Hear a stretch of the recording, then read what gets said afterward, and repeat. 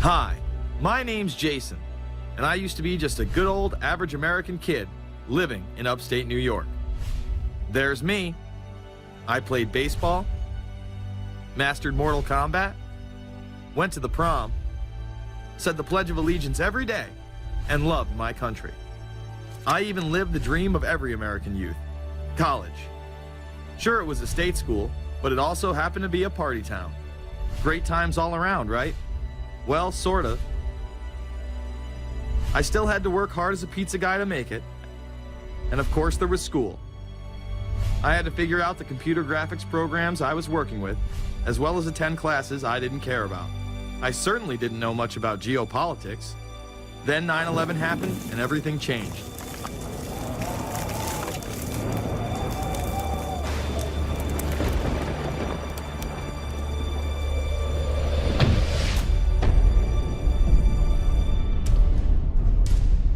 I was pissed. How dare the Muslim extremists massacre all those people? But was it all true? Prior to the invasion of Iraq, something didn't seem right. I then did a startling thing. I actually took a look at what happened that terrible September day. What I found horrified and angered me to such an extent that I took action. We were lied to, and lied to big time.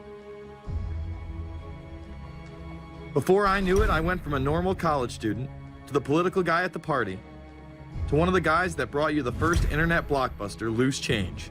The film would not only change my life, but countless others as well. If you've ever seen Loose Change, the documentary about September 11th, conspiracy theorist documentary, it is riveting. Like, you watch it, and by the end, not even the end, 10 minutes in, you're like... You got your car packed, your head... You're just like, oh my God, it's all true. So every place, there's questions coming from this documentary. And you don't have to believe everything in the documentary to still have questions come up. And you look back and you remember what you saw and what you were told, and now you have questions. We got the boogeyman out there. Wow. See, for many years it was communism, then it was the war on drugs, now it's the war on terror. All through our life, we've had to have a boogeyman. Loose Change took the truth about 9/11 into the mainstream with over 100 million views and allowed me to travel the country and even take on some of my detractors. The answer is no, they cannot. Jason, I think it's telling that every time you disagree with something, you call the people a liar. I'm not calling anybody a liar, sir. I'm calling you a liar because you are a liar. But if we were lied to about 9/11, then who was really behind it? A lot of people on the web were pointing towards the New World Order, but that was impossible. I mean, the Hulkster couldn't be involved, could he? The NWO is the only way to go, and what you gonna do? So I set out to find out if a New World Order really existed. And if it did, what was it? Who was involved? And what were their goals? The very word secrecy is repugnant in a free and open society. And we are, as a people, inherently and historically opposed to secret societies, to secret oaths, and to secret proceedings. For we are opposed around the world by a monolithic and ruthless conspiracy. It is a system which has conscripted vast human and material resources into the building of a tightly knit, highly efficient machine. Its preparations are concealed, not published. Its mistakes are buried, not headlined. Its dissenters are silenced, not praised. No expenditure is questioned, no rumor is printed, no secret is revealed. Some cringe when they hear the term New World Order, despite all of these prominent people using it.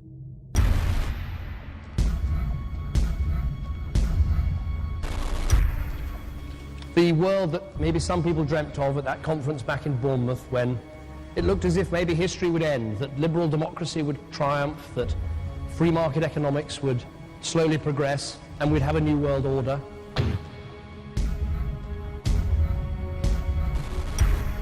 And together they helped to create, were the principal leaders in creating, a new world order and a winning strategy in the Cold War.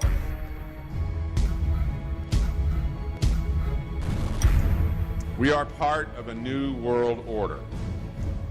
And as the recently departed Admiral William J. Crowe once said, it's long on new and it's short on order.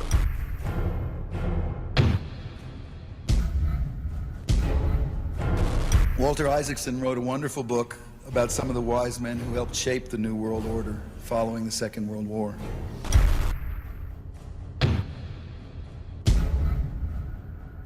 As we devise a way forward in Iraq, I urge the international community to embrace its responsibility for creating that new world order. A new world order based upon collective action.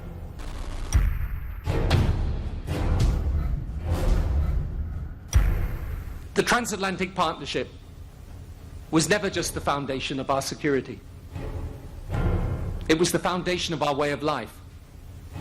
It was forged an experience of the most bitter and anguished kind.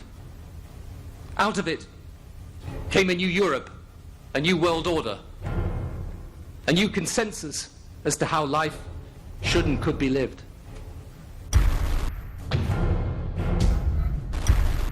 And just like that, it was gone. It was a new world order. That's what President George H. Bush said. Harvard historian Francis Fukuyama pronounced the end of history. In fact, when it is used, that person is often dismissed out of hand because of the perception that it is nothing more than a conspiracy theory. Actually, the idea of global governance and a one world order has been around for centuries, and the term New World Order has been used frequently in recent history. The New World Order means different things to different people, but to those who expect to be in control of it, it means the same thing. It means all the world under their control. They believe that somebody must rule. After all, people are too darn dumb to know how to rule themselves. They figured that that's their role. The first in-depth publication of note was Samuel Zane Batten's work, The New World Order, which was published in 1919. Under the cloak of Christianity, this order speaks of a new world rising and advocates social control over all people and all resources. It promotes a world federation with a world parliament, an international court, and a global police force. Some of its goals are as follows. Community. The danger and loss in crime and degeneracy. The determination to make community life safe, sanitary, wholesome, and moral. Industrial. The disappearance of class distinctions and the solidarity of all interests in the economic process. National. The conception of the nation's welfare as the supreme concern, with the policy that everything shall contribute to this end, and every person must do some useful work. International. The creation of an international mind, with a world consciousness and a world patriotism. The destruction of every arbitrary power that can separately and of its single choice disturb the peace of the world. Well, government is good, right? It put an end to war. Well, it could put an end to war because you just only have one dictator. I think Adolf Hitler had that in mind. He wanted a world government too, with himself as the master leader. Many have regarded Hitler as the apex of evil, a true heart of darkness. But how many people know that Hitler had his own vision of a new world order? Hitler had been promoted by the establishment. He graced the cover of Time magazine many times and was their Man of the Year twice. His vision was simple: unify Europe and then the world. The only real difference was that his order was racially motivated, instead of being based solely on religion. He even wrote a lesser-known follow-up to Mein Kampf in 1928 that many have dubbed My Order, or New World Order. President Roosevelt would condemn this order prior to World War II. Nazi forces openly seek to establish systems of government based on the regimentation of all human beings by a handful of individual rulers who seize power by force. Yes, these men and their hypnotized followers call this a new order. It is not new, and it is not order. The idea of globalization was so prominent in Nazi ideology that the 1936 Berlin Games would be the first time that the Olympic rings would be displayed prominently and promoted in order to glorify the Third Reich. This symbol represents the 5 major regions of the world: Africa, America, Asia, Europe, and Oceania, interlocking and coming together as one. This one world philosophy still defines the Olympic Games today. Australia, hello and welcome. One world, one dream. Hitler's methods of youth corps, concentration camps, eugenics, and military aggression were so visible to the rest of the world, he eventually failed. However, his vision of a new world order lived on.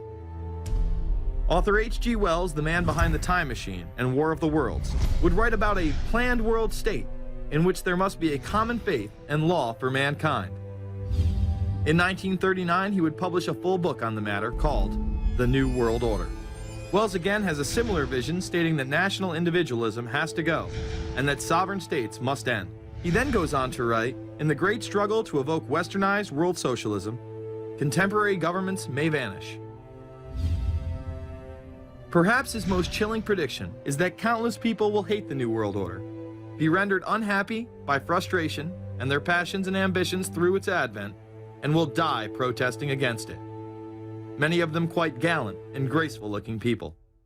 Collectivism is that concept where individuals are considered to be discardable, and that the group is more important, and that the ultimate group, of course, is the state. And so it boils down eventually to the fact that the state is the all-important unit of society, and citizens exist only to serve the state. Other men of prominence would also promote a New World Order during the 1960s, including industrialist and former New York Governor Nelson Rockefeller. These are some of the reasons pressing us to lead vigorously towards the true building of a New World Order. Rockefeller would also become vice president under Gerald Ford.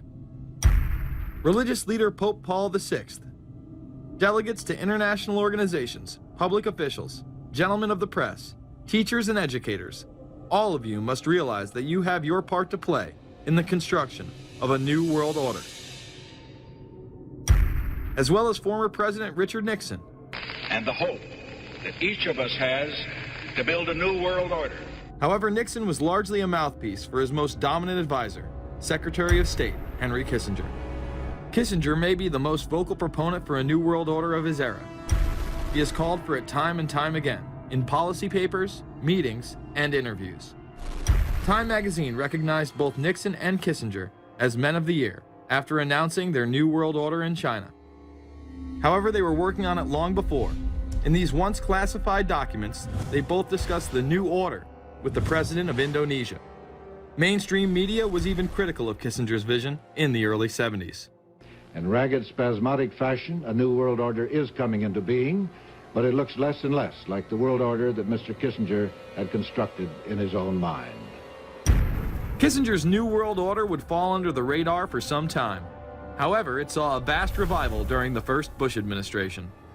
Here is Brent Scowcroft, former vice chairman of Kissinger Associates and former national security advisor under both Ford and Bush Sr., as he discusses the New World Order.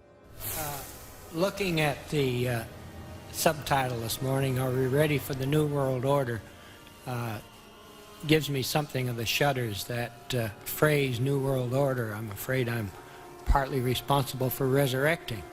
To me, what that symbolized was perhaps a fundamental change in the character of our response to national security issues. Here, Charlie Rose asked Scowcroft, Kissinger, and former National Security Advisor Zbigniew Brzezinski if we are living in a new world order. Where are we as we think about this time in American foreign policy? Are we at a special moment which is being redefined? Or are we creating a new world order? We're at a moment when the international system is in a period of change like we haven't seen for several hundred years.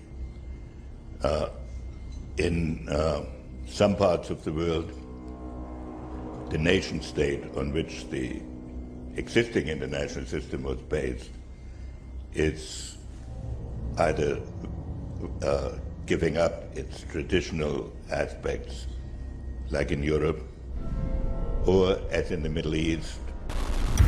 George H.W. Bush would campaign for a new world order like no other president before him. He would openly discuss it during his State of the Union address. What is at stake is more than one small country. It is a big idea, a new world order, where diverse nations are drawn together in common cause to achieve the universal aspirations of mankind. Again, a unified Europe was a major goal in creating this order. With few exceptions, the world now stands as one. A year and a half ago, in Germany, I said that our goal was a Europe whole and free. Tonight, Germany is united. Europe has become whole and free. The world can therefore seize this opportunity to fulfill the long-held promise of a new world order. We can find meaning and reward by serving some higher purpose than ourselves, a shining purpose, the illumination of 1,000 points of light. Bush Sr. and his administration would tour and promote this agenda across the board at any given opportunity. The President has spoken often of a new world order. And we have an unprecedented opportunity to build a new era of peace and prosperity here and abroad, to build a new world order. It's my understanding, I think that the President, and I don't know the context of how it came up in his speech last night in New York, said that China must be a part of the new world order. Guess I would like to ask you how you envision China fitting into the new world order. It is a country that we are going to have relationships with by virtue of its geopolitical importance. American officials say breaking down regional and national barriers to the flow of goods and services would represent a spectacular benefit to economies around the world. We are building a new world order. Bush would actually make a commencement address at Maxwell Air Force Base declaring the birth of this order. And that's why I wanted to speak to you today about the new world taking shape around us, about the prospects for a new world order now within our reach. In the coming weeks, I'll be talking in some detail about the possibility of a new world order emerging after the Cold War. But today, I want to discuss another aspect of that order. You see, as the Cold War drew to an end, we saw the possibilities of a new order in which nations work together. It refers to new ways of working with other nations to deter aggression and to achieve stability. As old threats recede, new threats emerge. The quest for the new world order is in part a challenge to keep the dangers of disorder at bay. We must build on the successes of Desert Storm to give new shape and momentum to this new world order. Only when this transformation is complete will we be able to take full measure of the opportunities presented by this new and evolving world order. The new world order really is a tool for addressing a new world of possibilities. This order gains its mission and shape not just from shared interests, but from shared ideals. After the Gulf War had ended, Bush was so obsessed with the idea of a new world order that he had a series of Glocks imprinted with the term that he would give to members of his administration, including Colin Powell, Brent Scowcroft, Dick Cheney, and General Norman Schwarzkopf. Cheney would even approve policy papers regarding the new world order. Defense Secretary Dick Cheney has approved a revised draft of a policy document on the new world order. The Pentagon is backing off a controversial earlier draft and has abandoned a one superpower strategy. The final document puts more emphasis on international alliances and organizations. This would become an unprecedented time period for people all over the globe to discuss at length what the New World Order meant to them. People within the media. Does anybody want to talk about the New World Order? Is there a New World Order out there, or is this a vision that exists in the... He does have his vision, there's no doubt about that. But does that exist in the president's mind, or does it exist out there in reality? This president sees this episode as the first test case, as the first example for the New World Order he is trying to organize. Some people have called it the New World Disorder, and there's a lot of truth to that.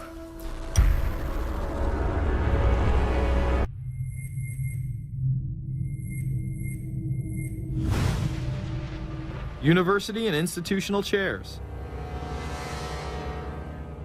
I mean, we're talking a New World Order at Georgetown.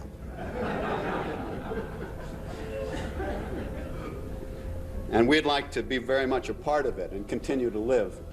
This is a world that is likely to be dominated in the near future, and perhaps longer, by the Gulf War and the New World Order, which is the buzzword of the moment. So the secret of a New World Order, and at this point it's just a slogan, but it does have some historical background in terms that orders have succeeded each other over time. The secret of this is to learn how to use coalitions. We are effective in the United Nations. People within government. George Bush has invoked a New World Order without enunciating a new American purpose. The president has still failed to articulate clear goals for our nation's foreign policy in this new age. I find the term New World Order very revolting, and just not only historically but politically today. I think Harding is absolutely right, and the actions of the administration just after enunciation of the New World Order put the lie to the fact there is any real substance behind what they say as New World Order. The first act of the New World Order was A, to make war, and then B, was to sell arms all over again. Is there a New World Order? We know certainly that George Bush has copyrighted the term at this point. In the aftermath of this war, though, is it an empty vessel into which something will be poured? Is it the appropriate term to use? Is it going to be a New World Order, or will disorder be just as significant in this process as we look ahead? Let's start with Madeleine. I think that we have, in fact, kind of had this term thrown at us, and many of us have not liked it, partially because of the previous historical connotation, and partially because I think it doesn't really deal with the way the world ought to be or is at the moment. But we are far from seeing a world order, and I'm not sure that it is in best U.S. interest to have a new world order in which we are the policeman. While many began to become critical of this order, the term began to evaporate into the background. We are very, very skeptical of an international order if we are not sure how the rules will be made, because thus far the international order has been made with rules that we had no input into and that affect us, and even when on the few occasions when the rules will seem to favor us, then they get changed. A unipolar world, a world of one superpower, may be quite dangerous for us. The New World Order under the United Nations would mean, among other things, an end to our God-given rights given us and secured by the Constitution. The New World Order, which now has been called by some the New World Disorder, and by some people on the more liberal persuasion, the taking over of the world by the Council on Foreign Relations, the Trilateral Commission, and the UN to put us all in slavery. But what are these organizations? Who founded them? And what are the stated goals of each? Before we begin with the Council on Foreign Relations, let's delve further into history to understand roundtable groups and their origins. Its roots go way, way back in history, and they go back to the formation of a secret society, a secret organization that was created by Cecil Rhodes, a very powerful and very wealthy individual. And people have heard about him in history, and they know about the Rhodes Scholarship, and they think, well, isn't that nice? That they don't understand at all what that's all about. Cecil Rhodes, when he died, left his great fortune not to his family, not to his heirs, but for the creation of a secret society. And we know about this because There were some people very intimately involved with this organization who wrote about it. One of the best authors on this topic is Professor Carroll Quigley. He wrote several books, and Tragedy and Hope is the best known of his. He described in detail this secret organization created by Cecil Rhodes, and he explains in these books he knows about them because he was invited by the organization into its inner circle. He was never a member of it, but he was invited in as their historian, and he was allowed to see their secret records and papers and study them for several years. And he knew all the important players, and he understood what it was about, and so he wrote these books. It's an amazing thing because he laid out in great detail what the purpose of the organization was and how they were the major players in all of the big international events since and including World War I. The bottom line is that you take the roots of that organization and you find out that they created in all of the British dependencies what they call roundtable groups. And then around those little roundtable groups, they created front groups. And the purpose of these front groups and roundtable groups was to penetrate into the governments of all of these different countries, to penetrate into the media centers, to penetrate into the educational systems. In other words, to penetrate into the social fabric, the power centers of society, and literally take them over from the inside without anybody being aware that they were controlling influence. After World War I, the International League of Nations arose as a precursor to the United Nations in 1919, under what seemed to be the vision of President Woodrow Wilson and his 14 points. The League of Nations was the first attempt at the New World Order, the first attempt at a global government based on the model of collectivism. And it was the brainchild of the elitists, the ancestors of the very people who are still working on this project. They're collectivists, the very wealthy people. They're the ones in this country who dominated the powerful tax-exempt foundations, like the Carnegie Endowment Fund for International Peace, the Rockefeller Funds, the Ford Foundation, and groups like that. These people were on record, even way back then, that they had to have a new world government, and they dreamed of that being embodied in the League of Nations. And they were solidly behind it. And that was one of the reasons those people encouraged the United States into World War I, was because of the crisis of World War I, and that would also condition Americans to thinking of making big changes in their system, because we certainly don't want another war like that, do we? There's that fear angle again. And they thought, well, by being in World War I, then we would be a major participant at the table to carve up the world and create a new world government. And that was to be the League of Nations. Well, what happened to it is that the American people didn't really go for it. Wilson was aware of the elite and their control over society. In his book, The New Freedom, published in 1913, he discussed such a group. Since I entered politics, I have chiefly had men's views confided to me privately. Some of the biggest men in the United States, in the field of commerce and manufacture, are afraid of something. They know that there is a power somewhere so organized, so subtle, so watchful, so interlocked, so complete, so pervasive, that they better not speak above their breath when they speak in condemnation of it. Ultimately, this insight did not spare him from becoming yet another puppet of the global elite. In all of the British dependencies, these organizations, the front groups, were called the Royal Institute for International Affairs. In the United States, they chose a different name. They chose the Council on Foreign Relations, but it held exactly the same relationship to this inner society of Cecil Rhodes. Among the charter members were W. Averell Harriman of Union Banking, then President of the United States Woodrow Wilson's main advisor, Colonel Edward Mendell House, John D. Rockefeller, the founder of Standard Oil, banking mogul J.P. Morgan, and prominent bankster Paul Warburg. Well, the Council on Foreign Relations exists today. It's probably the most powerful single organization in America. Many observers, including myself, believe that it is the hidden government of the United States. These people are not elected to office, and most Americans don't even know who they are. but they are holding all of the important positions in society. There are only about 4,000 of them in the United States, but I don't care what organization you want to look at, whether it's government, or whether it's universities, or the large media centers, or whatever it is. You look at the people at the tops of those organizations, the owners, the managers, the CEOs, the board of directors, and I'm going to say probably 80 to 90% of the great power centers of America are dominated by just those 4,000 people who are members of the Council on Foreign Relations. Throughout its history, it would contain extremely influential and powerful individuals in finance, business, media, and politics. Former presidents of the United States include Richard Nixon,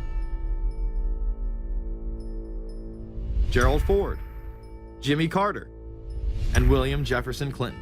Currently, Barack Obama claims not to be a member, but has spoken in front of the Council and has had his writings published in the Council's magazine, Foreign Affairs. It's been reported that you and your wife are in the globalist CFR, which is a Council on Foreign Relations. I'd like to know if that is true. Well, first of all, I'm not the Council on Foreign Relations. I don't know if I'm a official member. I've spoken there before. It basically is just a forum where a bunch of people talk about foreign policy, and so there's nothing. There's no official membership. I don't have a card or, a special handshake or anything like that. Now, why is that important? It's important because the avowed purpose of the Council on Foreign Relations is to create a new world order, a global government based on the model of collectivism. And that includes the elimination of the United States as a sovereign nation. That's why it's important. The people running this country are determined to destroy it. The Council was heavily criticized during the 1980s for being an organization hell-bent on destroying national sovereignty in favor of a world government. So many of its members hid their association with the organization. Dick Cheney had this to say in response to a question by David Rockefeller, who became the CFR's youngest director in 1949 and was chairman of the board from 1970 to 1985. He remains an honorary chairman to this day. It's good to be back at the Council on Foreign Relations. As Pete mentioned, I've been a member for a long time and was actually a director for some period of time. I never mentioned that when I was campaigning for re-election back home in Wyoming. Now, you are the president of the Council on Foreign Relations, all right? Yes, sir. You guys toy with countries of the world like toys, don't you? You're like the Illuminati, you're the Masons, you control everything, don't you? That's the rap on you guys. What's so interesting now, though, is who's on the chessboard. It's the toys, if you will, are a lot more than states. Notice that Mr. Haas does not deny that the CFR has massive control over the geopolitical arena, and instead tries to focus on the separate entities outside of nation-states. Current Secretary of State Hillary Clinton also reveals the importance of the CFR here. But it's good to have an outpost of the Council right here down the street from the State Department. We get a lot of advice from the Council, so this will mean I won't have as far to go to be told what we should be doing and how we should think about the future.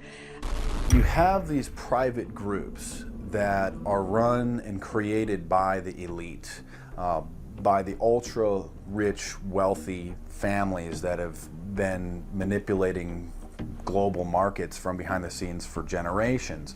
They create these private groups that then feed information to the government, to senators, to congressmen, their recommendations, their policy papers, what they think should happen.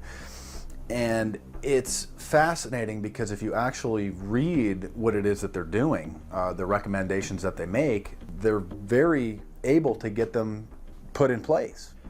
Discussions that are going on in these private groups are really talks that should be going on in Senate committees and in the halls of Congress, but they're happening with these ultra-elite groups that are then pushing their propaganda into the political mainstream, and then it's becoming enacted, it's becoming put into law. Still not convinced the CFR is promoting a new world order? Listen to what Leslie Gelb had to say upon leaving the New York Times to chair the organization as its president in 1993.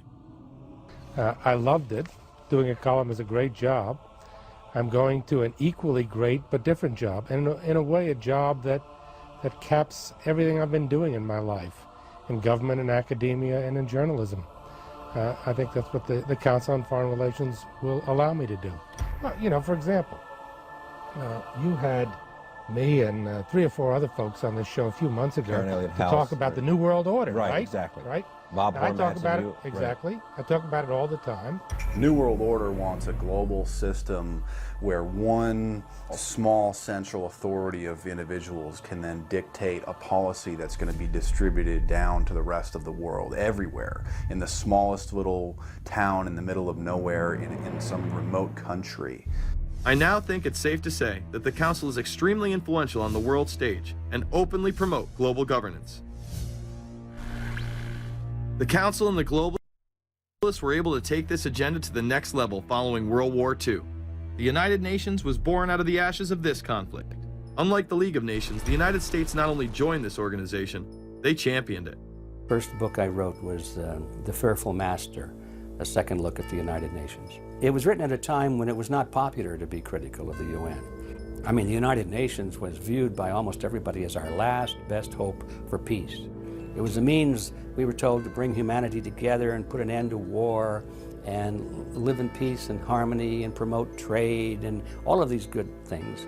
I wish it were any of those things, but it's not. The original charter for the United Nations was drafted in San Francisco in 1945, and the United States became a permanent member of the Security Council, along with France, the United Kingdom, the Soviet Union, and the Republic of China. The process by which other nations' belief systems could be used to erode and eviscerate our Constitution and Bill of Rights had taken a giant leap forward. The United Nations is one of the most well-known sort of globalization attempts. Its primary goal is to streamline all the governments of the world, to create a global council and to unify all the rules and all the regulations for the world. So it's essentially the precursor and an engine of this new world order. The United Nations is made up of all of the countries of the world, most of which are dictatorships of one kind or another. And you don't take a bunch of dictatorships and put them into a bag and shake it up and come out with a freedom-loving governmental unit. You come out with a global dictatorship. This was the public face of global governance. However, many other organizations have been birthed since.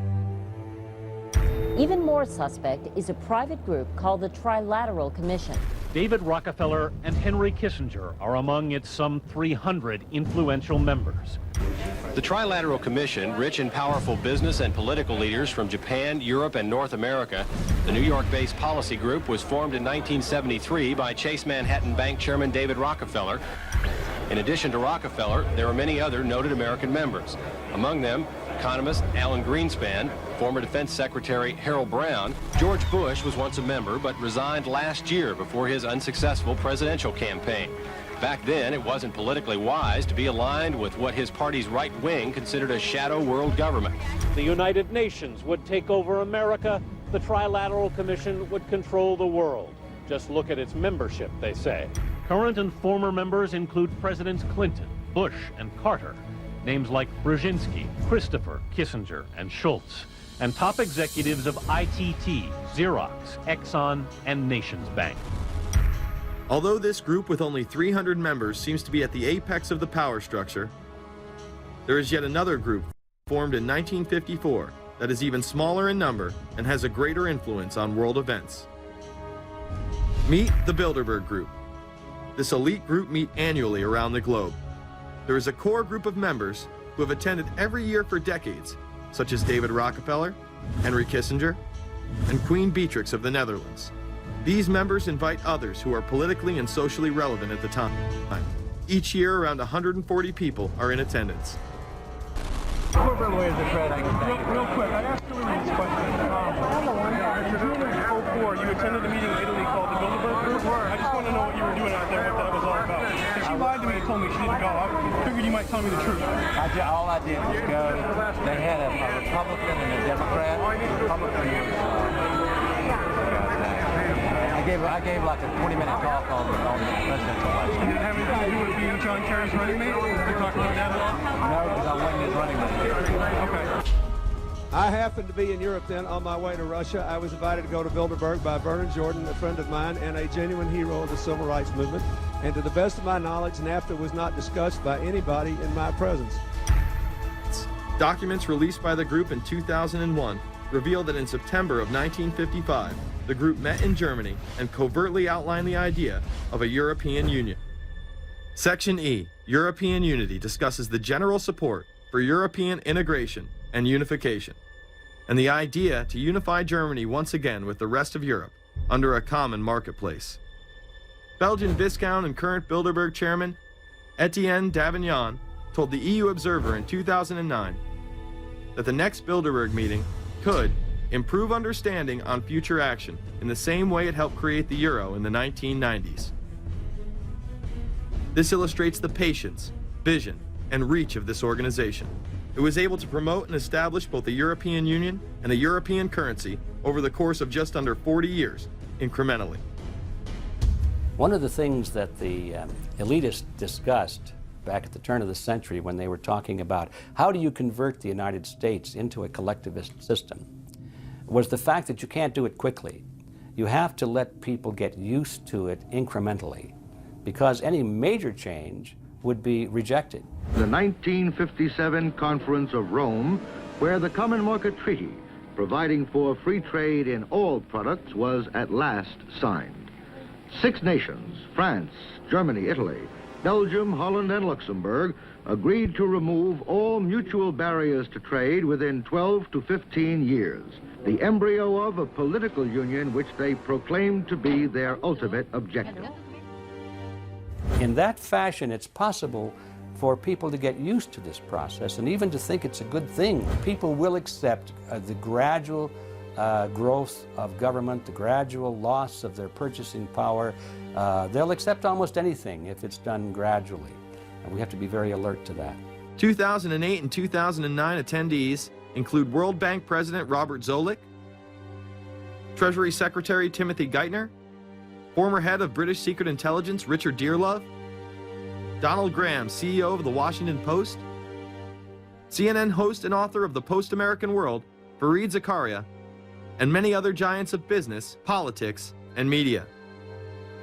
You just came back from meeting with the Bilderberg Group. The Bilderberg Group are, you know, when people who are conspiracy theory people, they send me mail, it's usually about the Bilderberg Group. And I get these books on my front door, which I'm uncomfortable with. And it's all about the Bilderberg Group, like they're the modern day Illuminati. Are you a member of the Bilderberg Group? I don't think we're supposed to talk about this. Many have identified them as the kingmakers, the puppet masters that pull the strings behind the scenes. Perhaps there is no better example of this than what occurred during the 2008 conference. Immediately after Obama had been selected as the Democratic presidential nominee, the pressure was on to choose a running mate. We've put together a committee. We are going to be equally deliberative in how we move forward. And we're not going to do it in the press, and we're not going to do it through surrogates. He then tricked the press corps into staying on the plane as it took off from Washington. He was whisked away to an undisclosed location. Obama was supposed to fly home. He'd been here in Virginia. He was supposed to fly home out of Dulles, as you know, outside Washington, D.C. The press corps was waiting for him on the plane, and the pilot announced that they were leaving, and Barack Obama was not on the plane. Presumptive nominees in the past has always been that they have at least a press pool with them at all times. Is there a reason why we didn't go with him in the motorcade all the way? This is what we're out here for, and now we're on this plane with no candidate. Again, you know, look, I understand. There was a desire to do these meetings, obviously, in private. The press then began to report that Obama and Hillary were meeting secretly in her home.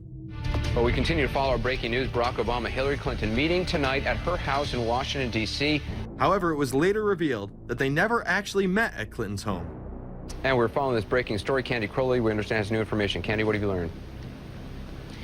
We are hearing actually from Chris Welch, who is our embed with the Obama campaign. Those are the people that took off without Obama and went to Chicago. The spokesman there is in fact confirming that the meeting did take place. They're talking in past tense now, but saying that the meeting did not take place at the Clintons' house. It took place at this point at some place, I don't know where, some undisclosed place in Washington, D.C., not at Hillary Clinton's house. Remember, Gibbs mentioned that Obama had a desire to have several meetings, not just one. Is there more than one meeting? Is there more than one person with whom he... I'm not going to get into all the details of the meetings. I don't know that I've got a ton more different answers for all of your questions. The truth of the matter is that Bilderberg just happened to be in the neighborhood at the time. They were holding their annual meeting just down the road in Chantilly, Virginia. What are the chances?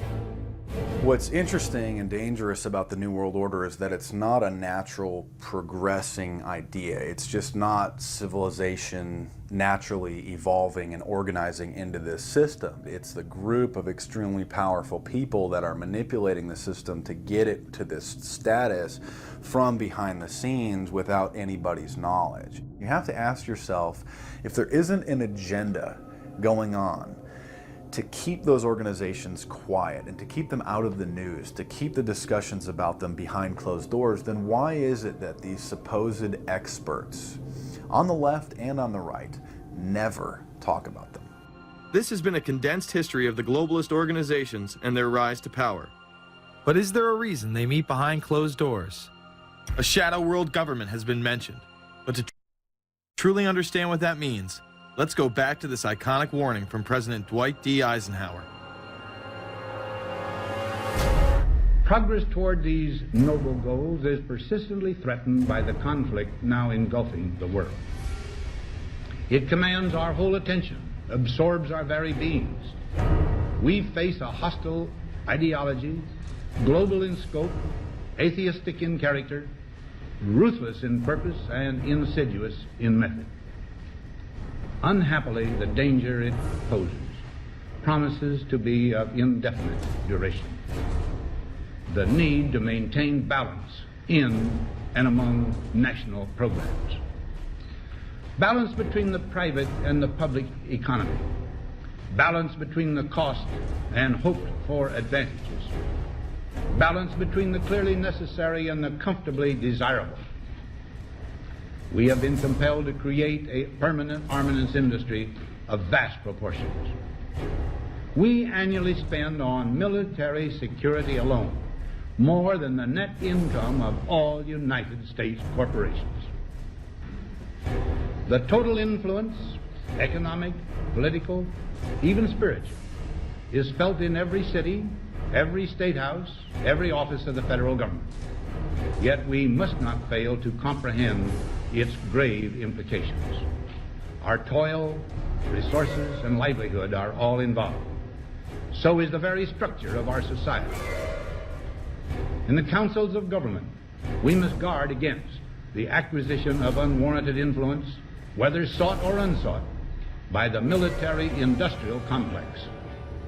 The potential for the disastrous rise of misplaced power exists and will persist. America went into a major mobilization, revived its defense industries, and we saw the civilian economy of America more and more skewed through the 50s. Already in Eisenhower's time, he could see it coming, that you were getting a larger and larger defense military component of the economy, which, unlike the rest of the economy, was very, very centrally organized about lobbying for more and more new weapons. It was the political skills of this military-industrial complex, which I think Eisenhower was really warning us about, and rightly. There is a military-industrial complex. Today, we see a situation where the civilian economy is really in tatters, and most of our civilian production has gone overseas to third world countries. What do we export? Our biggest export practically is garbage, but apart from garbage, we export military equipment. We have a special act which subsidizes, makes it possible for countries abroad to buy our armaments because it's too expensive to produce them for one country only. So we have become a very efficient military-industrial complex, but the civilian economy is only a ghost of what it used to be, and this has terrible consequences for democracy because it means that the power of this lobby is now sort of dominating what goes on in Washington. Through multinational corporations, global intelligence networks, out-of-control banksters, all under the veil of national security and black operations, the global elite have consolidated power on a massive scale over the last several decades.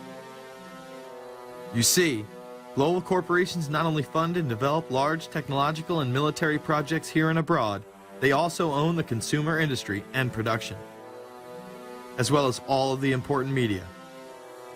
By owning the vast majority of what we hear and see on a daily basis, we have been manipulated on a mass scale as to regards to what we believe and desire, both socially and politically.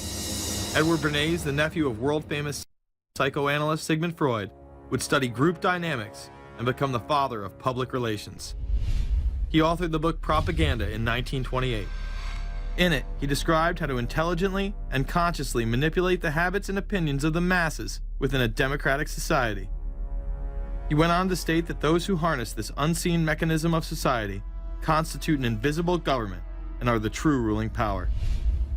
It is they who pull the wires which control the public mind, who harness old social forces and contrive new ways to bind and guide the world.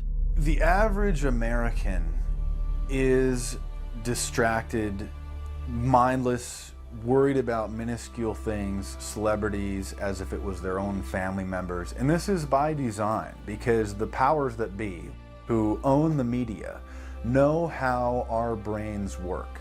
They know scientifically how the human mind functions. They know about sociology, and they are using the media, and have used the media for decades now, to entertain people with issues that don't really matter.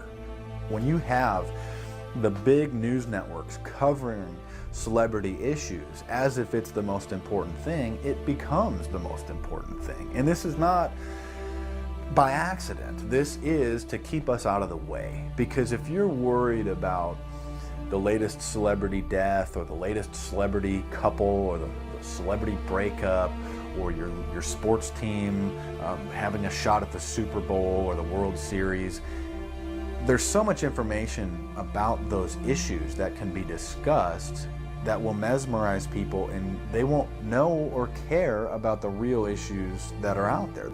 Well, I think this is just one more piece of evidence of the degree to which the media, supposedly the watchdogs, has become the gatekeeper of the system. Mainstream media are, first of all, nearly all of them corporations, nearly all of them now publicly held, part of the whole Wall Street financial system that they're supposed to report about objectively, but they can't. They, right now, in October of 2009, they are celebrating the recovery of the biggest banks in New York and saying that the recession is over. Of course, there are a few problems, like foreclosures are going on, unemployment is rising. All of this is affecting the American people, but it's not affecting the financial elite who also control the media. Bernays successfully identified the invisible empire which controlled the minds of men. So as the populace is mesmerized and hypnotized by powerful behind-the-scenes forces, as they are distracted by the latest celebrity scandal, the newest cell phone, and their favorite sports team, this network disguises itself, remaining in the shadows. Despite the elite utilizing Bernays' methods, in conjunction with the military-industrial complex they had erected, a modern arm of this organization was exposed in what came to be known as the Iran-Contra scandal. Essentially, black operations were not only caught dealing arms illegally and supporting South American dictators, but also smuggling drugs into the United States. Iran-Contra was really the merging of two different programs. The first one was support for the Contras, who were, let's face it, a force of terrorists in Nicaragua trying to overthrow the Sandinista government. They were being secretly supported by the CIA, and at the bottom of the whole thing was drugs. Iran-Contra was openly exposed by massive network coverage. How was it that in 3 years, a network Washington set up to run arms to the Contras wound up running cocaine into this country for the most vicious drug cartel in the world? At the same time, we were supposed to be fighting a war against drugs. But by the same token, I also smuggle my share of weapons in exchange for those illegal substances, with the full knowledge and assistance of both the DEA and CIA. Betzner says that in 1983 he flew weapons from Florida to El Salvador and drugs from Colombia to the Bahamas on the way back. In 1984, he says, he flew twice from Florida to Costa Rica and back. We could bring back our own cargo, and they would arrange it, or we could bring back their cargo without ever having to worry about interception, arrest, anything like this, that everything was taken care of. What kind of cargo were you talking about? Drugs. Tolliver says he had 2 meetings with this man, CIA veteran Rafael Quintero. Then in March of 1986, he says he flew 14 tons of weapons down to Honduras, to this Contra resupply base set up by the CIA. We take off from Tegucigalpa, Honduras, and we leave. To? South Florida. Where in South Florida? We landed at Homestead. Homestead? Air Force Base. This is the plane Tolliver says he used. The plane traces to a company that had a State Department contract to fly humanitarian supplies to the Contras. In addition to that, 3 dozen sources confirm the basic scheme. We can now report that long before that operation began, there was another operation to provide guns for the Contras, which was also against the law. In this operation, Americans and Israelis provided arms to the Contras, and then the same network smuggled drugs into the United States. The operation was launched in spring of 1983 at Washington's request, with at least $20 million of Israeli government money later reimbursed, we're told, from U.S. Covert Operations Fund. For about 5 years, people were flying arms into Iran, and most of them came from Israel. The Israelis purchased the weapons from Poland and Czechoslovakia and began shipping them secretly from Yugoslavia to Bolivia, and then to Panama. The Israeli liaison man there, this man, Michael Harari, until recently a close aide to Panama's strongman, General Manuel Noriega. You'd bring the ship into Colombia, you would load drugs aboard it, and you would bring those drugs back to Panama with you. But bringing that stuff into the United States, that was something else. I've never been so thoroughly disgusted with myself in my life. This network would also be involved in the October surprise. We really can't understand that unless we understand the so-called October surprise in the 1980 election, which is, I think, unquestionably Republicans, including William Casey, who later became Reagan's head of the CIA, negotiated with the Iranians for them not to release the hostages which were being held in Iran to Carter, but to wait until the Carter was defeated and the Republicans were in. That is what actually happened, that the hostages were only released on the day that Carter left office and Reagan came in. Unbelievably, this same network would even be linked to the BCCI banking scandal by journalist Danny Casolaro. Casolaro was probing a conspiracy he called the Octopus, which involved the Iranian hostage crisis, the Iran-Contra affair, with, believe it or not, all funds channeled through BCCI, the international bank charged with everything from money laundering to fraud. BCCI, it's a shadowy international bank linked to terrorists, drug runners, and dictators. Little was known about BCCI until 6 of its top officers were arrested in Tampa in October of 1988 on charges of laundering drug money for Colombian cocaine bosses. The BCCI men were convicted, and the bank itself pleaded guilty. But for some reason, the bank was allowed to continue to operate all over the world. There are indications that some of the reluctance to prosecute this bank stemmed from the favors it did. For? The favors it did for intelligence services everywhere. Too many secrets of too many countries, too many prominent people, too many hands-on, and that makes it desirable that this entire affair be forgotten. It began to become clear that the global traffic of drugs were funding violent dictators rigging elections, supporting the arms trade, and enforcing the assassination of anyone who got in the way. Cassolaro was found dead for his efforts in exposing this network. His death, of course, ruled a suicide. He was meeting a source in West Virginia. He was about to discover all. Instead, his body was discovered in a hotel room with 12 slashes in his wrist, but when the local authorities ruled it suicide, the family said, no way. The housekeeper had taken calls threatening his life. And I pick it up telephone, I say hello, and he say to me, you son of a bitch, you's dead. Cassolaro would not be the only person involved in the scandal to wind up in a casket. Meet Barry Seal. At first, the media portrayed Seal as a drug dealer gone good, who was assassinated by the Colombian mafia. Authorities believe last night's machine gun killing of top drug informant Barry Seal was ordered by drug bosses in Medellin, Colombia, who sent 5 men to Baton Rouge to kill Seal. Sam Dalton was the lawyer that represented the Colombian hitmen convicted of his assassination. We were trying to subpoena the CIA because we felt like they had documents, exhibits, and evidence that would indicate complicity in Seal's assassination.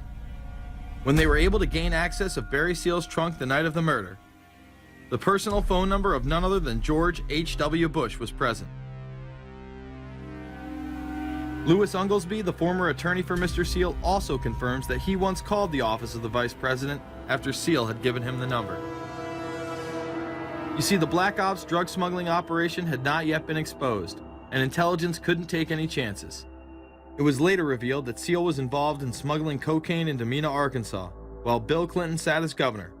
1983, Ronald Reagan was president, Bill Clinton was governor, and little Mena, Arkansas changed from a quiet town to a center for drug smuggling and reported Contra support activity. In the middle of it all, this man, admitted dope smuggler Barry Seal. Arkansas State Trooper Russell Welch investigated Seal's organization. Each trip would have 250 to 350 pounds of cocaine. According to the London Telegraph, Arkansas State Trooper Larry Patterson testified under oath that he and his officers discussed repeatedly in Clinton's presence the large quantities of drugs being flown into Mena Airport, large quantities of money, large quantities of guns.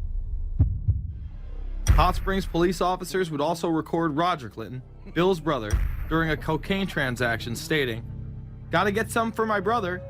He's got a nose like a vacuum cleaner." There was also a large amount of money laundering going on in Mena.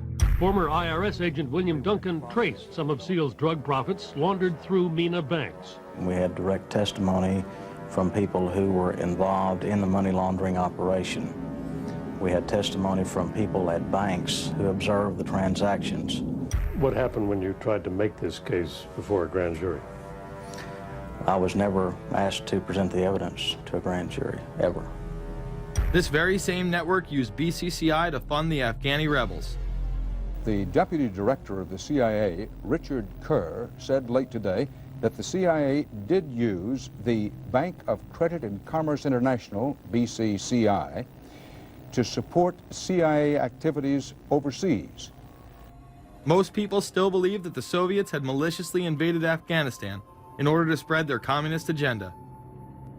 The Al-Qaeda was essentially a kind of a byproduct of Brzezinski's campaign to embarrass the Soviet Union in Afghanistan. They weren't in Afghanistan at that time. Brzezinski boasted later that he was responsible for drawing them into Afghanistan.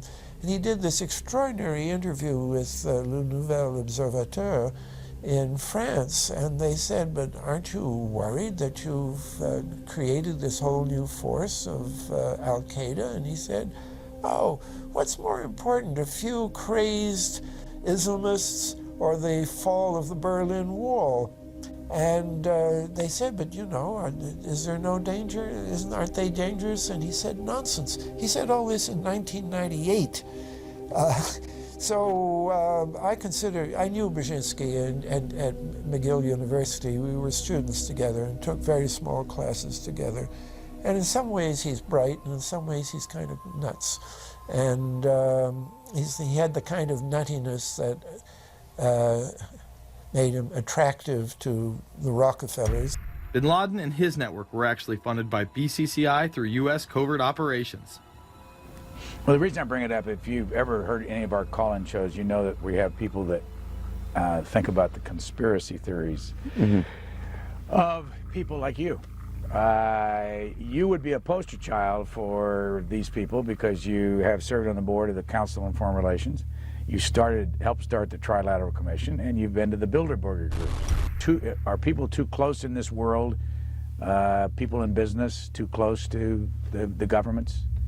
Well, you know, there is such a thing as insidious influence. And the question is, how does it operate?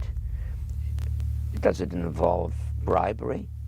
And does it involve some sort of psychological domination of individuals?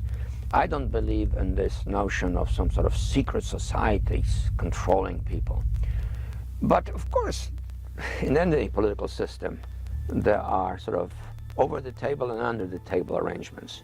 Arrangements that involved ruthless, illegal, and immoral activities in order to dominate humanity. Despite all of the evidence that has just been presented, this network would fall down the memory hole, even though 14 convictions were made in the Iran-Contra scandal. The continued cover-up would be made possible by George H.W. Bush.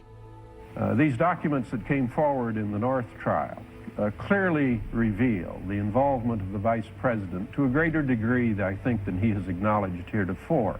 This, of course, did not stop him from pardoning those involved during the twilight of his presidency.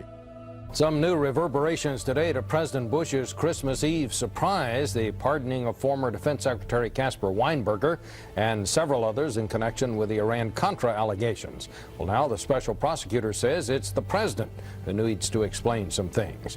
The real issue is why the notes weren't produced 5 years ago when the congressional investigation and the independent counsel's investigation had requested them. Because high-level political officials scrambled to limit the investigation and establish plausible deniability for the upper echelons of the network, including Bush himself. So who is this guy, and how did he come to power? To understand that, we must first take a look at his father, Prescott. Prescott was born into privilege and became extremely influential in business, intelligence, and politics. He helped establish the CIA out of the Army's Office of Strategic Services with the Dulles brothers, and served as a senator in the state of Connecticut. However, during his time serving as one of the directors of Union Banking Corporation, he was doing business with Nazis.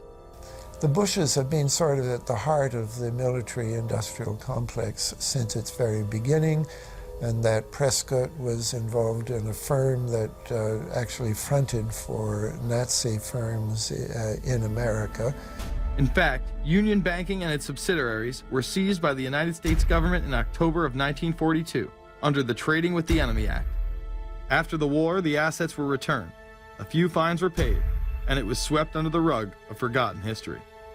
These Nazi ties should not be all that shocking, seeing as it has been declassified that the Office of Strategic Services recruited Nazis into its ranks through Project Paperclip in August of 1945. George Bush seemed to follow in his father's footsteps, using Prescott's business connections to move to Texas and get into the oil industry. He would first attain political office as a Texas congressman in 1966, but then lose his bid as a Texas senator in 1970. It was at this time that Nixon appointed Bush as an ambassador to the United Nations. According to official accounts, Bush then began work with the CIA as its director in 1976. Evidence suggests that Mr. Bush and the CIA actually had a much longer-standing relationship. There are indications that he had relations to the CIA before. There's a very strange memo, and the name's George Bush.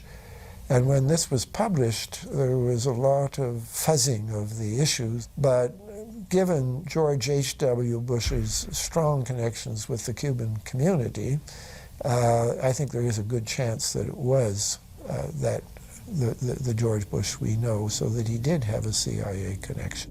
Bush left the CIA just under a year after his appointment.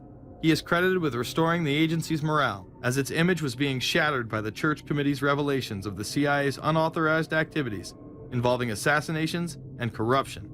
In reality, Bush was responsible for denying the Church Committee many of the documents it requested, and making it impossible for them to do a thorough investigation. After his time as CIA director, he devoted himself to becoming the next president of the United States. Many people within his own party did not like his globalist ties. Along the campaign trail, Bush continually had to explain his association with the group. You know J.R. Ewing in the show Dallas? J.R. is a member of the Trilateral Commission, I think. It's got to be because it's so bad. Let me tell you something. I used to be a member of it. I resigned, as I did from every business thing I was in, to concentrate on one thing, running for President of the United States. Ronald Reagan initially had no interest in having Bush as his running mate. Even then presidential candidate Ronald Reagan had questions. I would suggest that maybe Mr. Bush would clear the air if he'd tell us why he resigned.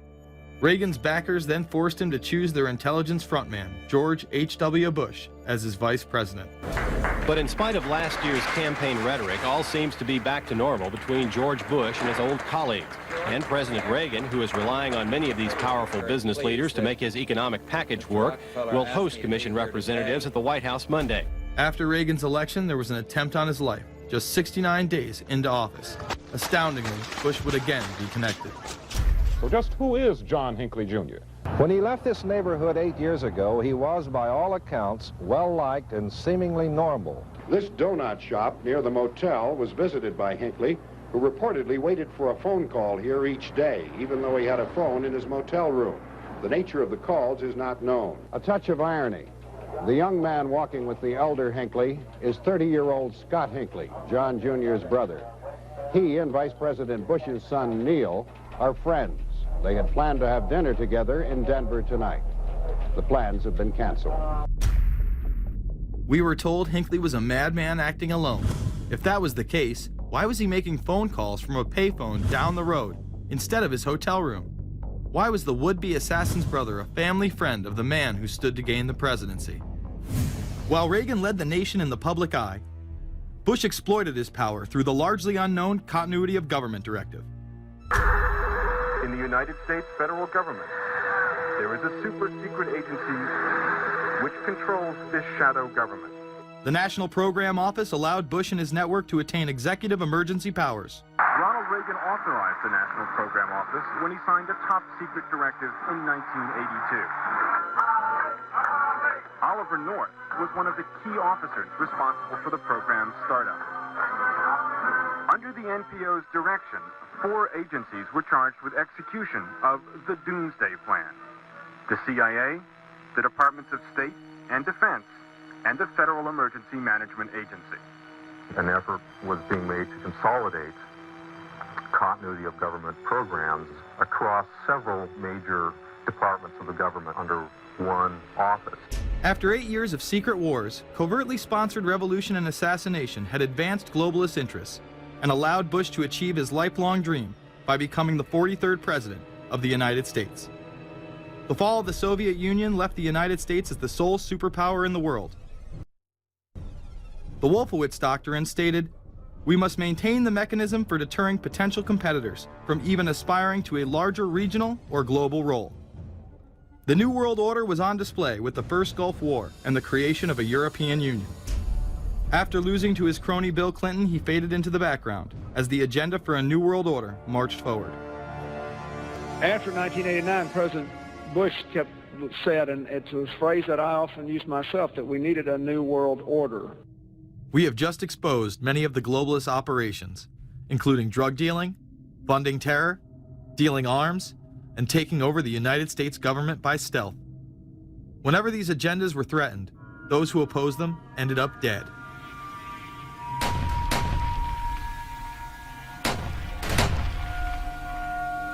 We've got some difficult days ahead, but it really doesn't matter with me now, because I've been to the mountaintop.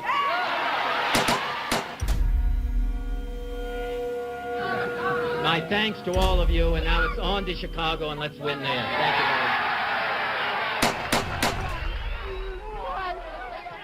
Gave a paper about all 3 of the big assassinations in the 60s, which was John F. Kennedy, Bobby Kennedy, and Martin Luther King. And there are certain common denominators. I call these events deep events. We've become accustomed to the idea that every now and then something is going to happen, and we just know from the beginning we're not going to get to the bottom of it. And the more they happen, the more reconciled we've become to this state of affairs. In 1978, the House Select Committee on Assassinations could not ignore there was a conspiracy in regards to the assassination of John F. Kennedy and Martin Luther King Jr. Good evening. A congressional committee has concluded that President John Kennedy and civil rights leader Martin Luther King Jr., both of them, were probably killed as the result of conspiracies. The House Assassinations Committee wound up its 2-year study by recommending that the Justice Department look into both cases. In the assassination of Dr. Martin Luther King, the committee concluded the likelihood of conspiracy. The committee's summary of findings says President Kennedy was probably assassinated as a result of a conspiracy, that its evidence establishes a high probability that 2 gunmen fired at the motorcade. The committee concluded that President Kennedy did not receive adequate Secret Service protection in Dallas, that the CIA was deficient in sharing information before and after, that the Justice Department and Warren Commission failed to pursue possible conspiracies and made their conclusions too definite.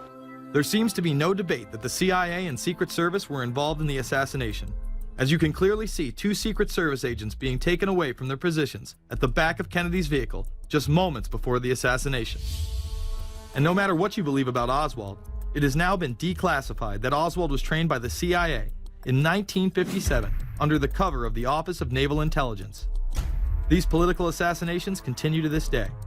The 11-person jury in the inquest must decide if these stills, never before seen of Diana in the Mercedes and then the crash, are the frantic moments after a tragic accident or the aftermath of a calculated murder. Mr. Al-Fayed? Mohammed Al-Fayed, Dodi's father, has long since made up his mind. I believe that my son and Princess Diana have been murdered by the royal family. He claims Diana was pregnant and about to announce her engagement to his son, an embarrassment so great, he says, that Prince Philip commissioned British Secret Service to kill the couple. Assassination is an option when the ruling class can identify an enemy who cannot be compromised. But how do they bend the population's will to do their bidding? Well, a false flag operation is one in which the attacker carries the flag of someone else. It's usually a military operation, and the purpose, of course, is to create the impression that the attacker is someone else. They want to create negative public opinion against the nation whose flag was being used. Or they may even not use a flag at all. This sort of thing is done all the time, and it's certainly not unique in history. I think we've been seeing a lot of it lately. Americans are easily motivated by false flag operations, and I think it's inevitable that we will see false flag operations in the near future.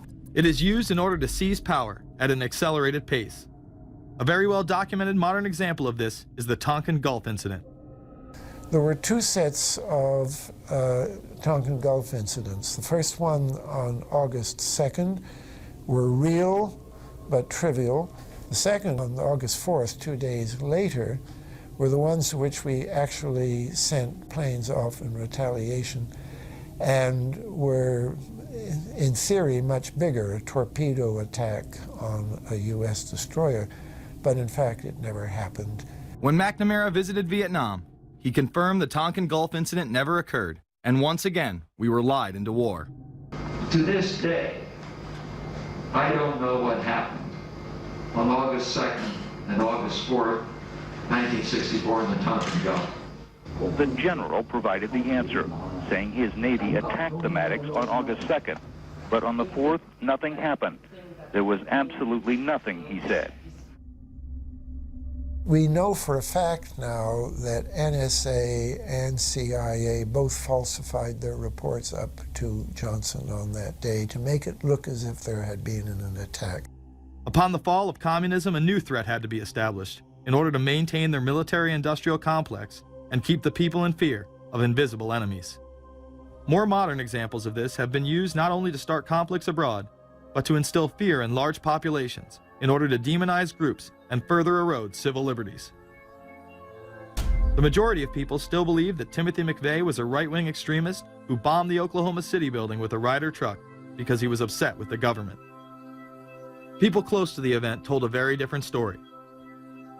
A local congressman believes that convicted bomber Timothy McVeigh and his accused co-conspirator Terry Nichols are not the only ones involved. The Oklahoma State Representative Charles Key produced a videotape featuring witnesses who claim to have seen Timothy McVeigh with another man the morning of the bombing. He was wearing a ball cap. Timothy McVeigh had his on backwards, which just like this. It was on his head. The other gentleman had his on like this. In fact, the FBI had actively pursued John Doe No. 2 in its initial investigation, then denied his existence altogether. There were also multiple reports that explosives were found inside the Murrah building. The Justice Department is reporting that a second explosive device has been found in the AP Murrah building in downtown Oklahoma City. Mike, you're still with us, aren't you? Yes, I am, and I might tell you in addition to that, in fact, what we were told at the scene a few minutes ago was that, in fact, 2 different explosive devices were found in addition to the one that went off. The second explosive was found and diffused. The third explosive that was found, and they are working on right now as we speak, I understand, both the second and third explosives, if you can imagine this, were larger than the first. Bomb squads were actually caught on video pulling into the building to retrieve these devices. They'll back that trailer down there, and the bomb squad folks will go in, and they will use that trailer. You see the bucket on the back there, this is how they would transport the explosive device away from this populated area to try to do something with it. I just took a look down the street at the Murrah building again. I see another bomb truck going, so apparently they're going to try to get out that third bomb that's been talked about. This was even confirmed by the governor at the time, Frank Keating. One device was deactivated. Apparently there's another device, and obviously whatever did the damage to the Murrah building was a tremendous, very sophisticated explosive device. Members of the ATF who would have normally been in the building were tipped off prior to the bombing.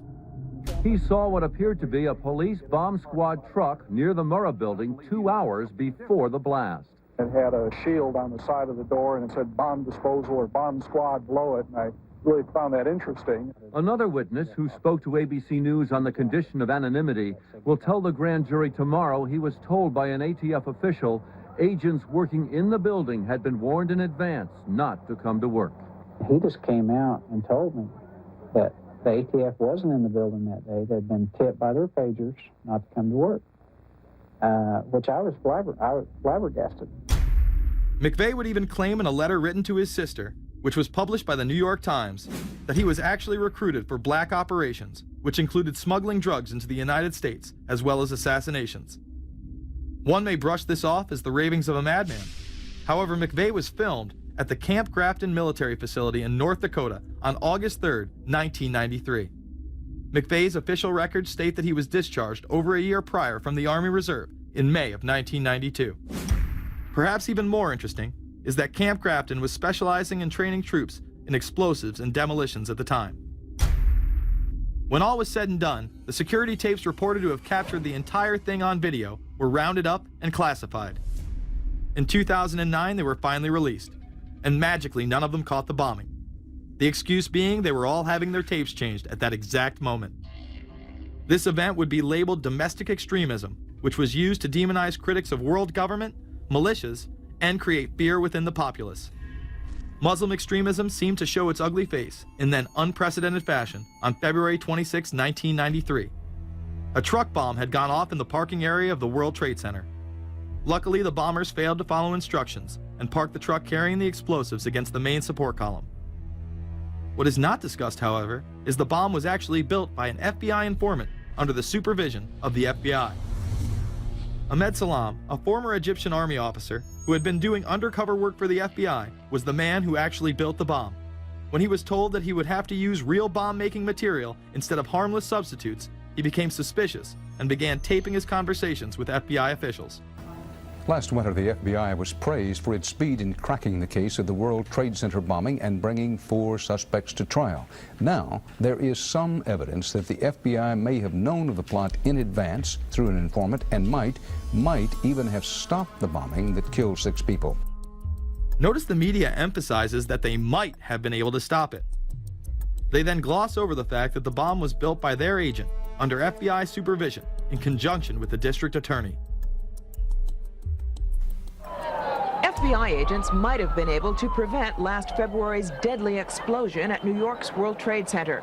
They discussed secretly substituting harmless powder for the explosives, but they didn't, according to the FBI's own informant, Emad Salem. Unbeknownst to the FBI at the time, Salem recorded many of his conversations with his handlers. The actual recording where Salem discusses this with his FBI handler, John Antisev, was released years after the trial. You got paid regularly for good information. I mean, the expenses were a little bit out of the ordinary, and it was really questioned. Don't tell Nancy I told you this. Well, I have to tell her, of course. Well, then if you have to, you have to. Yeah, because, I mean, the lady was being honest, and I was being honest, and everything was submitted with a receipt. Yeah. And now it's questionable. It's not questionable. It's like a little out of ordinary. Okay. You know. All right. I don't think it was. If that's what you think, guys, fine. But I don't think that, because we was start already building the bomb, which is went off in the World Trade Center. It was built by supervision from the Bureau and the DA, and we was all informed about it, and we know that the bomb start to be built. By who? By your confidential informant. What a wonderful, great case. Following the convictions of the Muslims who were too inept to make their own bomb and park the vehicle in the proper area, Salem was pulled into the FBI's witness protection program, where he has never been heard from again. Prior to the largest and most devastating terrorist attack on U.S. soil, the United States was poised as the first truly global superpower. Brzezinski would muse in 1997 that geostrategic success would represent a fitting legacy of America's role as the first, only, and last truly global superpower, and that the only way to mobilize Americans was a truly massive and widely perceived direct external threat. In September of 2000, a neoconservative think tank called the Project for a New American Century echoed Brzezinski's statements, saying the United States is the world's only superpower, combining preeminent military power, global technological leadership, and the world's largest economy. An engine for New World Order ideals, members of PNAC included Dick Cheney, Donald Rumsfeld, Jeb Bush, Scooter Libby, William Kristol, and Paul Wolfowitz. Describing the difficulty in projecting force, they write the process of transformation is likely to be a long one, absent some catastrophic and catalyzing event, like a new Pearl Harbor. This takes us full circle to the September 11th attacks of 2001. In my previous film, Fabled Enemies, I expose in great detail the Saudi Arabian, Pakistani, and Israeli connections in conjunction with this international intelligence operation.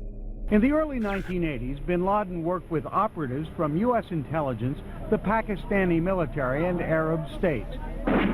They ran a wide-ranging covert network that recruited and financed Muslim fighters to battle the Soviet army. The hijackers that were trained at U.S. military installations and protected by the FBI and CIA. The military exercises leading up to 9/11, and those that took place as the attacks occurred. Open line. Surveillance, Sergeant Richmond. Sergeant Richmond, Sergeant Light from Cheyenne Mountain Test Control. How are you? I'm doing fine. Okay, I need you to terminate all exercise inputs coming to Cheyenne Mountain at this time. Copy. And stay on loop until I verify that the connectivity is disconnected on the exercise side only. Okay, no, do not do any more inputs on the exercise side and stand by. I got Cheyenne Mountain on the line. Terminating all exercise inputs. So, over, see if you didn't know that exercise. Oh, yes. The Black Ops program, Able Danger, and the shadow government involvement.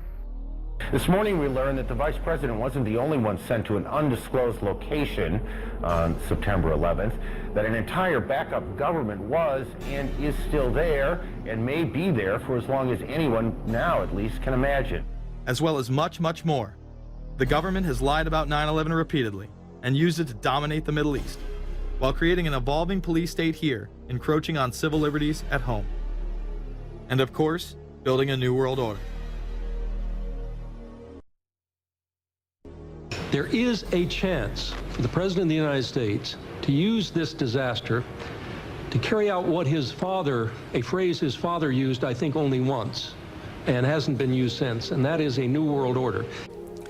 We know now that September 11th of 2001 was the beginning of what we might call a new world order. The New World Order that this president's father talked about with such great enthusiasm seems to be high on the agenda of this administration. Under the second Bush administration, massive amounts of civil liberties were openly and brazenly taken away following 9/11. The passage of the Patriot Acts, the Military Commissions Act, and other horrifying anti-constitutional legislation was enabled by the incredible amount of fear generated by the media, all in the name of keeping us safe here at home.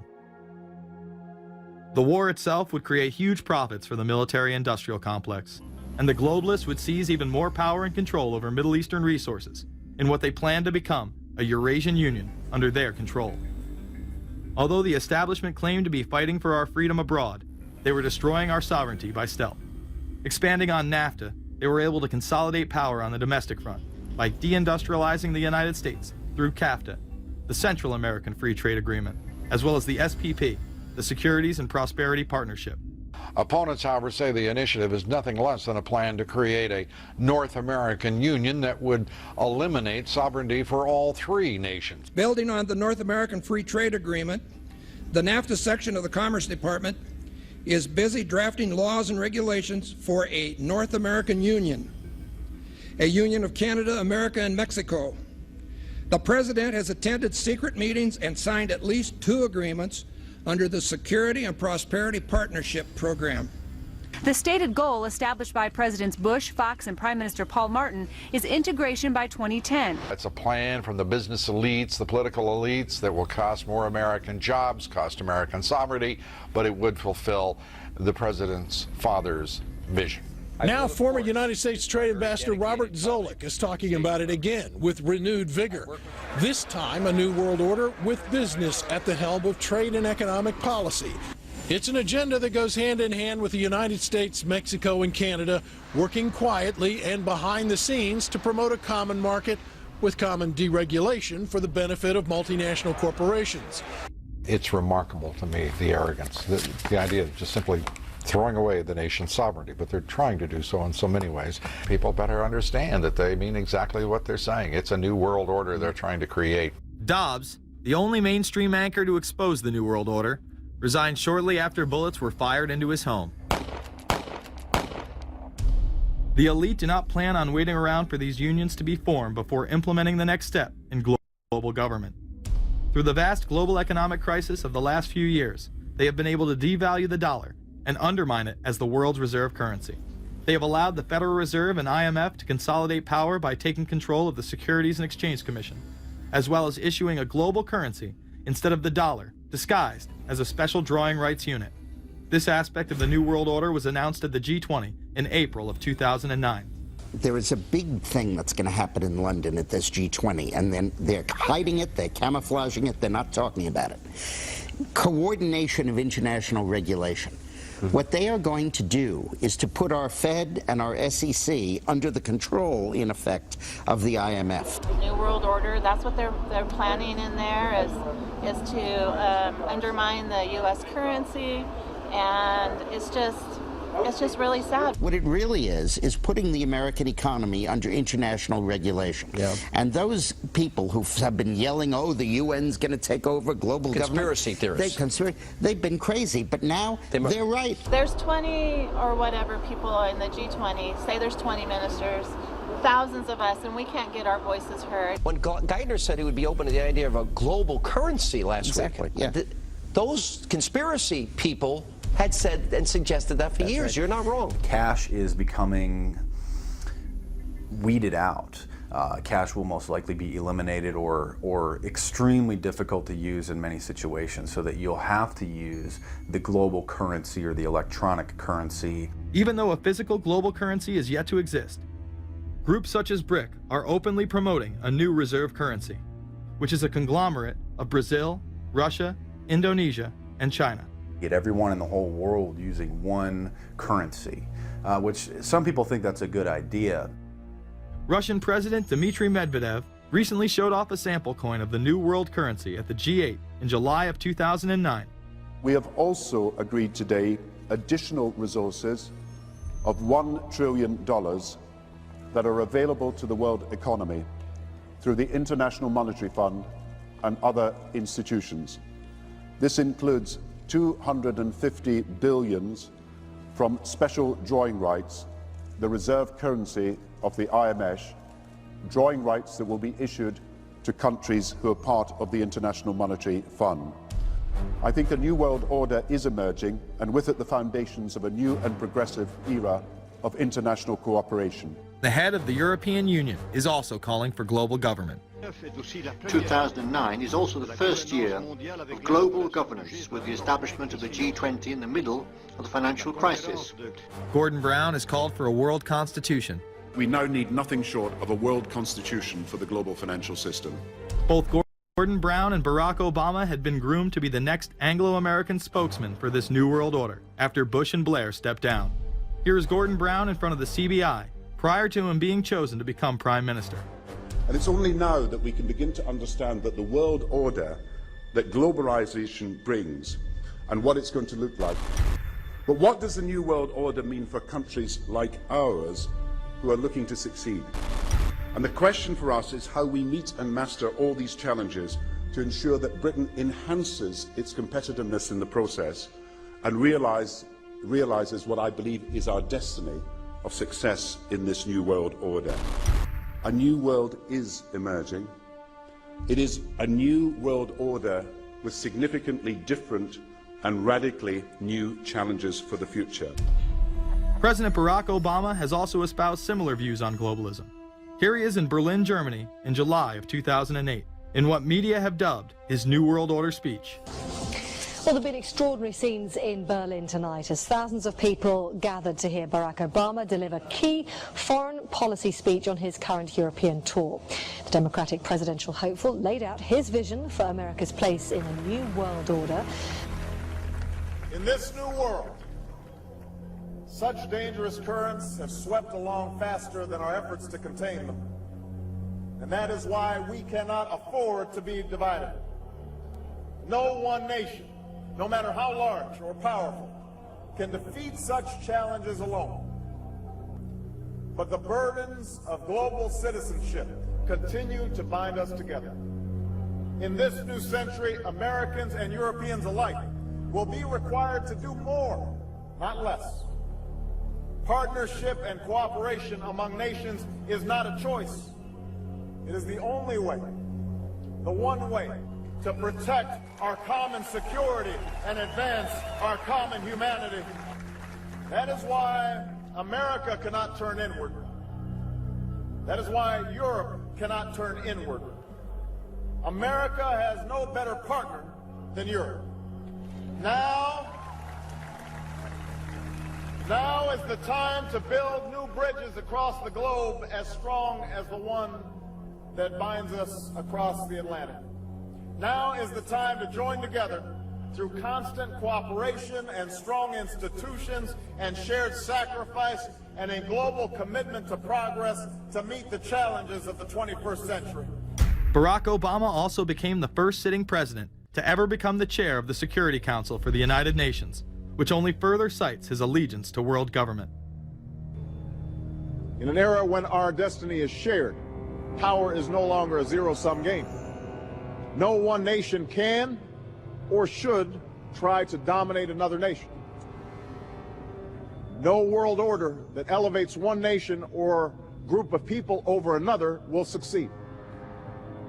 No balance of power among nations will hold.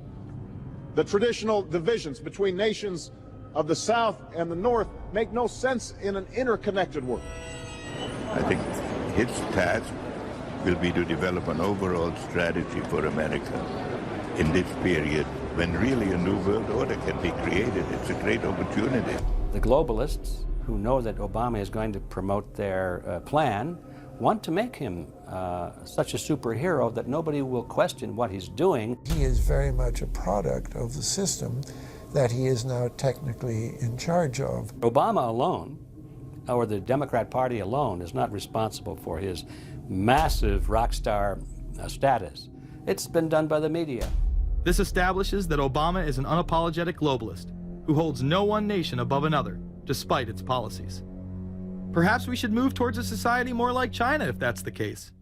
After all, on the 60th anniversary of the communist Mao regime takeover, the Empire State Building, once a proud symbol of the United States, was lit in the colors of the Communist Party halfway across the world.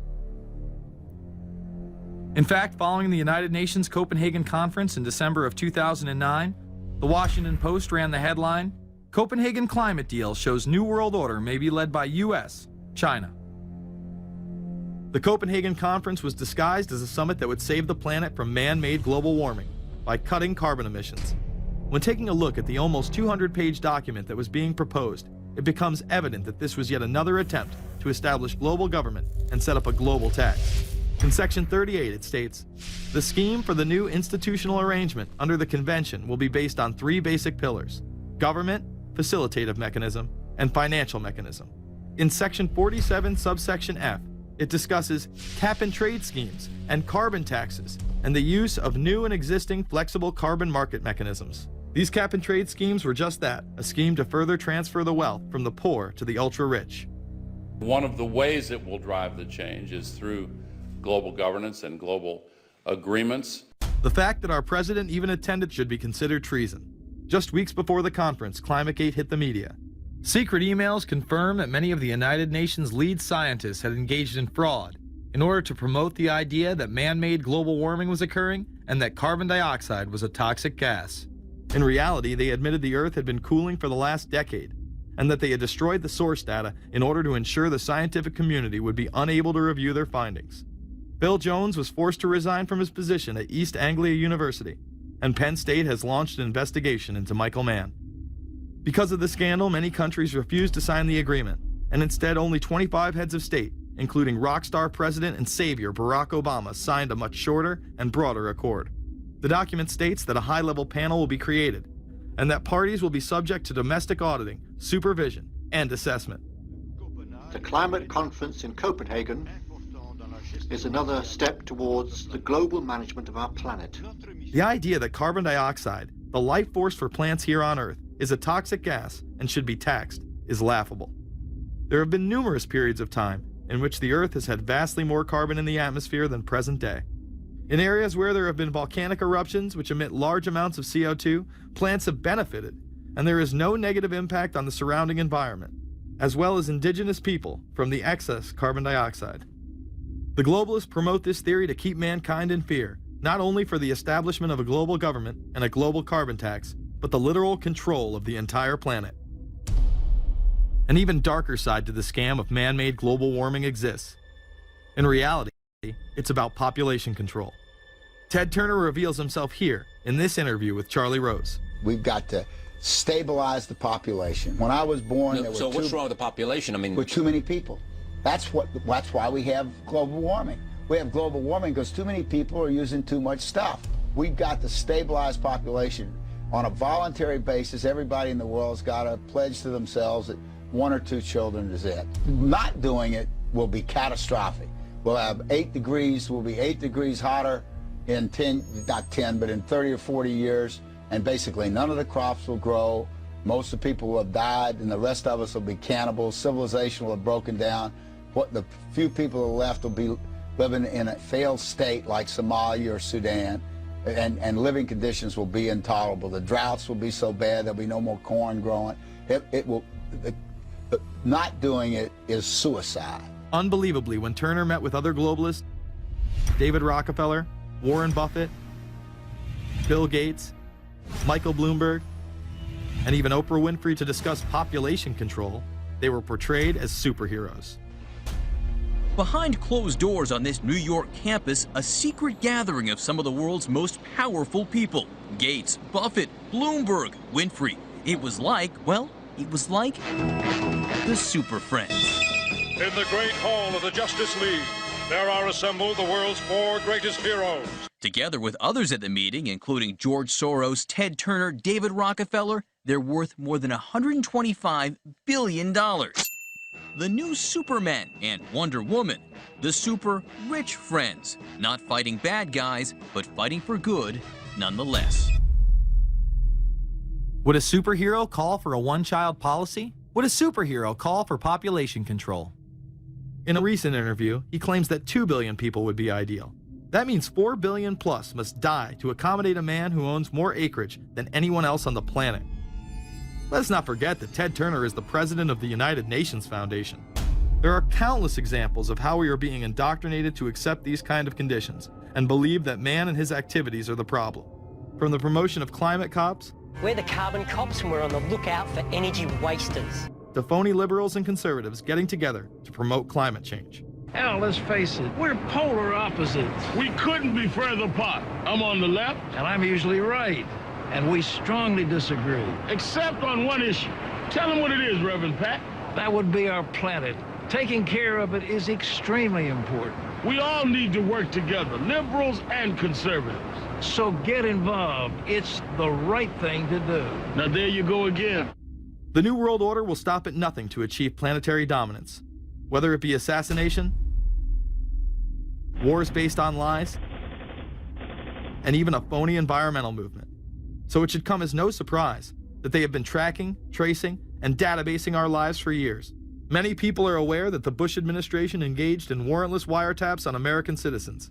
What they don't understand is that it's come out in court that all the major telecommunications companies have been secretly storing every piece of data received from our phones and our computers and handing them over to the National Security Agency. You heard about the government secretly listening in on phone conversations without a warrant, but there is evidence that your email is also being tapped. The government has been intercepting most emails as part of its terrorist surveillance program. That program has been criticized as illegal because it's missing an important ingredient: search warrants. Several years ago, Klein says he came to suspect that AT&T had installed secret computer gear designed to spy on internet traffic at the request of the National Security Agency. This is just a small part of the picture, as AT&T was not the only company involved and emails were not the only issue. The NSA was installing Norris Insight systems, which are capable of monitoring billions of bits of internet traffic per second. It was also able to monitor any calls trafficked through its system, all websites visited, all instant messaging, and separate types of transaction records. The secret room at AT&T contains gear which enables the government to look at every individual message on the internet and analyze exactly what people are doing. Here's another document. It mentions a company called Narus. Narus makes computer software that can swallow and analyze 10 gigabytes of information every second. That means it could go through all the information in all the books in the Library of Congress in a little over 15 minutes. The documents Klein and others were able to produce were then censored by the NSA. Bankston isn't allowed to talk about the documents in detail. The government has since had them sealed, but he says what is in there boggles the mind. We are talking about a substantial portion of all the communications traffic in the United States. The policies have been shielded by the Obama administration and continue to this day. Attorney General Holder has publicly stated lawsuits be thrown out of court, and after several attempts, Klein and other cases were thrown out as well, once again citing the national security of what used to be a constitutional republic, not a massive corrupt slave state. Living in the New World Order, when it's close to completion, for the average citizen, for people like you and me, is going to be essentially slavery. We're never going to be able to get ahead. We're never going to be able to amass enough wealth, essentially to retire or to do what we want to do in life. We're going to constantly be working for the man. They're creating essentially a two-class system. So it's going to be an inner ruling elite and then everyone else. And I got news for you. You're everyone else. The New World Order that is currently being built revolves around creating a global technopoly ruled by the elite, in which they dominate and control a severely reduced populace, which they treat as their pets. In the New World Order, the people are the enemy. Internal documents released in March of 2009 reveal that the Department of Homeland Security is targeting citizens who discussed the New World Order, people with a Christian identity or sovereign citizens who argue that the government has gotten away from the intent of the Constitution and are strong states' rights advocates. People who are anti-immigration, stating, extremists will argue that immigrants are taking the jobs of U.S. citizens during times of high unemployment and without paying taxes. People who oppose the Federal Reserve banking system. People who display constitutional party or libertarian material. People who support Ron Paul. And those who have bumper stickers containing anti-government rhetoric. This document is one of literally thousands that make everyone a possible terrorist. This establishes a pattern of demonizing ordinary citizens while giving draconian powers to the state. You are considered guilty until proven innocent. As technology is developed, separate parts of their command and control system are beta tested around the world. Here at home, Boy Scouts are being trained to take on returning veterans and disarm domestic extremists, while national programs such as City Year are training young people to serve the government. I am change. I am fierce. In the United Kingdom, it has been established there are over 4 million CCTV cameras. That is around 1 camera for every 14 citizens. Their purpose is not to solve crime, as it takes 1,000 CCTV cameras to solve just one crime. It is to create a tattletale society in which everyone is under constant surveillance by the state and those around them. The company Internet Eyes is now paying people to log on to the internet and watch CCTV cameras in real time as they turn in criminals for cash. Families deemed by the state to be unfit in England have now been put under 24-hour CCTV supervision in their homes. This program has plans for 20,000 families in England, which is to double in the next 2 years. Your every move in both your home and the outside world is under constant surveillance by a criminal elite who operate above the law. As we are constantly under the microscope, their activities remain in the shadows. Obama extended diplomatic immunity to Interpol with Executive Order 12,425, further empowering criminal behavior within our own government. In the Middle East, endless wars will continue. Under the Obama administration, we have sent tens of thousands of more troops into Afghanistan, all while the same network exposed in the Iran-Contra affair discussed earlier controls the opium trade. It was revealed in October of 2009 that the CIA had been funding puppet Afghani leader Hamid Karzai's warlord brother for the last 8 years. He is the lead opium dealer in the region. It seems the same cartel that was dealing drugs in the 80s and 90s never stopped. After all, how else could the government fund black operation programs across the board? The Karzai regime has whole sections of it which are drug supported, and we can't touch it. We turned Afghanistan into the major supplier of heroin for the world. It happened under CIA supervision. This continues while many of the Taliban are literally on U.S. payrolls. Is there a possibility that we have Taliban employees? The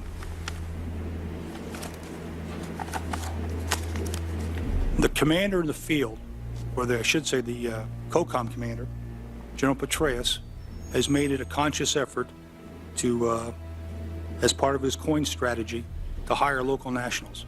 I can't talk in this form, nor am I the qualified guy to talk about it, but there is no doubt in my mind, one day you're on one side of the ledger, the other day you may be on the other side of the ledger. Biometrics have been instituted in both Afghanistan and Iraq, where individuals are subject to fingerprint devices, iris scanners, and electronic databases to screen local residents as well as DNA tests. This includes anyone within the populace of a combat zone. Someone has to go out there with the biometric registration equipment, take your iris scans, take your scans and get you registered in the system like that. As scary and tyrannical as these systems seem to be, none may be as dangerous as the implantable RFID microchip. Through various pretenses, including terror, security, and entertainment, the chip has been promoted and integrated into society. In 2001, following the 9/11 terrorist attacks, the Jacobs family became the first family to be injected with microchips in front of a live television audience. We have a Florida family who are really pioneers in a brave new world. They have volunteered to be the first ever to have microchip identification devices implanted into their body. After 9/11, I was really concerned with the security of my family. In 2004, the FDA approved the use of RFID technology to be implanted into human beings. However, studies dating back to the 1990s show the implantable microchip has been linked to cancer in animals, but this has not slowed the agenda of control. In Barcelona, trendies get chips in order to receive VIP status at the exclusive Baja nightclub. A simple swipe of the arm gets them in without a line, and it pays for their drinks too. The Mexican government also chipped employees for security measures in 2004. We were interested today to hear that more than 100 law enforcement officials in Mexico are having microchips implanted in their arms. The chips allow a person to be scanned, sort of like a cereal box at the supermarket checkout. Mexico's Attorney General and 160 of his deputies have had microchips implanted in their arms. It is to provide access, said the Attorney General, to the right people in exclusive areas. Today, aside from being promoted as a device that can save your life by storing all of your medical information in it, it is being promoted as the next generation tool for video gaming. Sega developer Yu Suzuki plans on developing gaming technology using implantable RFIDs. He states, people that have some sort of chips in their bodies, to be able to keep track of vital signs, so it doesn't have to be a scary thing. But you could put a sensor here, you know, a bit like the Matrix, as he points to his arm. It's not really something only in the future. Some people already have them, chips in their bodies. Suzuki is correct. It has never been easier to order a microchip online and implant it under your skin. Microchips implanted in your hand, arm, or shoulder is just the beginning. Some have already taken implantable brain chips that may enable the blind to see again, the deaf to hear, and much, much more, including the ability to download information directly into the brain and instantly communicate with anyone in the world, creating a worldwide mind. It's very interesting that the way that the New World Order is going is moving towards a system that is identical to that, whether it's going to be an implantable microchip, an RFID, a thumb scan, whether it's going to be some sort of a tattoo. Imagine a planet where every human being is required to be chipped at birth. This would be the final tool implemented in a command and control world government system in which the elite rule the masses with total control of their lives. This is, of course, a terrible predicament for those of us who are convinced that this system is slowly but surely destroying this country and has to be changed. But we can't count on the elected presidents to do it, and we can't count on the elected Congress to do it. We somehow have to mobilize the technological resources of the internet to create some kind of new political force in this country. So is there anything else about the ruling class we should know? Politicians, business leaders, and media figures are often portrayed as pillars of morality while they describe themselves as Christian conservatives. Nothing could be further from the truth. In reality, many of the elite are groomed at a young age to take part in occult rituals. Those who attend Yale are indoctrinated into the Order of Skull and Bones, an elite secret society cloaked as a fraternal order. Yale University is 300 years old this year, and were you to visit its campus, you would see that it still has exotic clubhouses, which look like tombs where Yale's legendary secret societies meet. Their prestige and importance have largely evaporated, but the rituals are still a secret. And so when we heard that some enterprising characters had managed to spy on the famous Skull and Bones Society, we couldn't resist. Skull and Bones, people say it's a fraternity at Yale University, but it's really a postgraduate organization. So it was founded in 1832, and it's not like a normal fraternity. People don't pledge. These people choose who they want to come. So they do the recruiting. They recruit 15 people every year, people who they see are going to be powerful people in the future. So they're recruited when they're a junior in college. A lot of these people come from really wealthy and influential families because they know that this person has the resources to then elevate them to a position of power that can benefit the club. The video shows the neophytes, or initiates, kissing a skull, then performing a mock human sacrifice. Horrific screams caught on tape include chants of, "The devil equals death, death equals the devil." True. Famous alums include senators John Kerry and John Chafee, to name two, cabinet secretaries such as Averell Harriman, and 3 presidents, William Taft, George Bush, and George W. Bush, who's been reluctant to talk about Skull and Bones. Does it still exist? The thing is so secret, I'm not even sure it still exists. Former Skull and Bones members and current members have been presidents, heads of the CIA, senators, heads of business. I mean, huge, huge corporations. These people have the network that brings them to such a position of power that most people could only dream of. Bush would run against his fellow bonesman and distant cousin John Kerry in 2004. You both were members of Skull and Bones, a secret society at Yale. What does that tell us? Not much, because it's a secret. Is there a secret handshake? Is there a secret code? I wish there were something secret I could manifest. 322, a secret number? There are all kinds of secrets, Tim. You were both in Skull and Bones, the secret society. It's so secret we can't talk about it. What does that mean for America? The conspiracy theorists are going to go wild. I'm sure they are. I don't know. I haven't seen the web. Number 322? This is an elaborate, occult, ritualistic entry into this group that they are now a member of for life. This culture of death and the occult continues long after college. Later on in life, these pagan rituals carry on in the redwoods of Sonoma, California. And what is the Bohemian Grove? Well, it's a kind of summer camp for the powerful, an all-male gathering in great secrecy. This group was formed in the late 1800s by artists, industrialists, and politicians. Bohemian attendees worship the owl as their deity. The Aztecs, Mayans, and other natives of Mesoamerica consider the owl a symbol of destruction and death. This is why the opening ritual for the club is the cremation of care. During the ritual, the effigy of a baby is rowed across the water by the Grim Reaper and given to a high priest, who then tosses it on a fiery sacrificial altar of a 40-foot owl god. It is an earth-based ritual in which care is burned away. The conscience is symbolically cast aside so that they may ignore the pain they have inflicted on others for the advancement of their own agendas. With this ceremony called the cremation of care, that begins the two-week encampment where the body of dull care, symbolizing woes and concerns, is burned on an altar in front of a big owl statue. When that ceremony ends, they all start to cheer and yell. You have to ask yourself why it is that somebody would want to do that, let alone these elite people. And if you look at the elite throughout history, many of the people that achieve pinnacles of power are into the occult.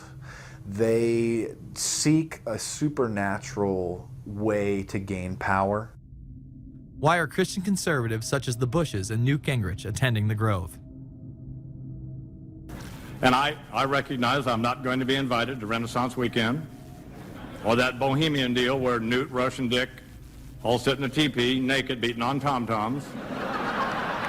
Why does the media barely mention the Grove? Because many of them are in attendance. Late political cartoonist Phil Frank of the San Francisco Chronicle draws a reporter thinking about his loyalties to Bohemian Grove as he takes notes for a story. Stories about what happens in these redwoods are hard to come by. A campground statue reminds Bohemians to keep their mouths shut about the Grove.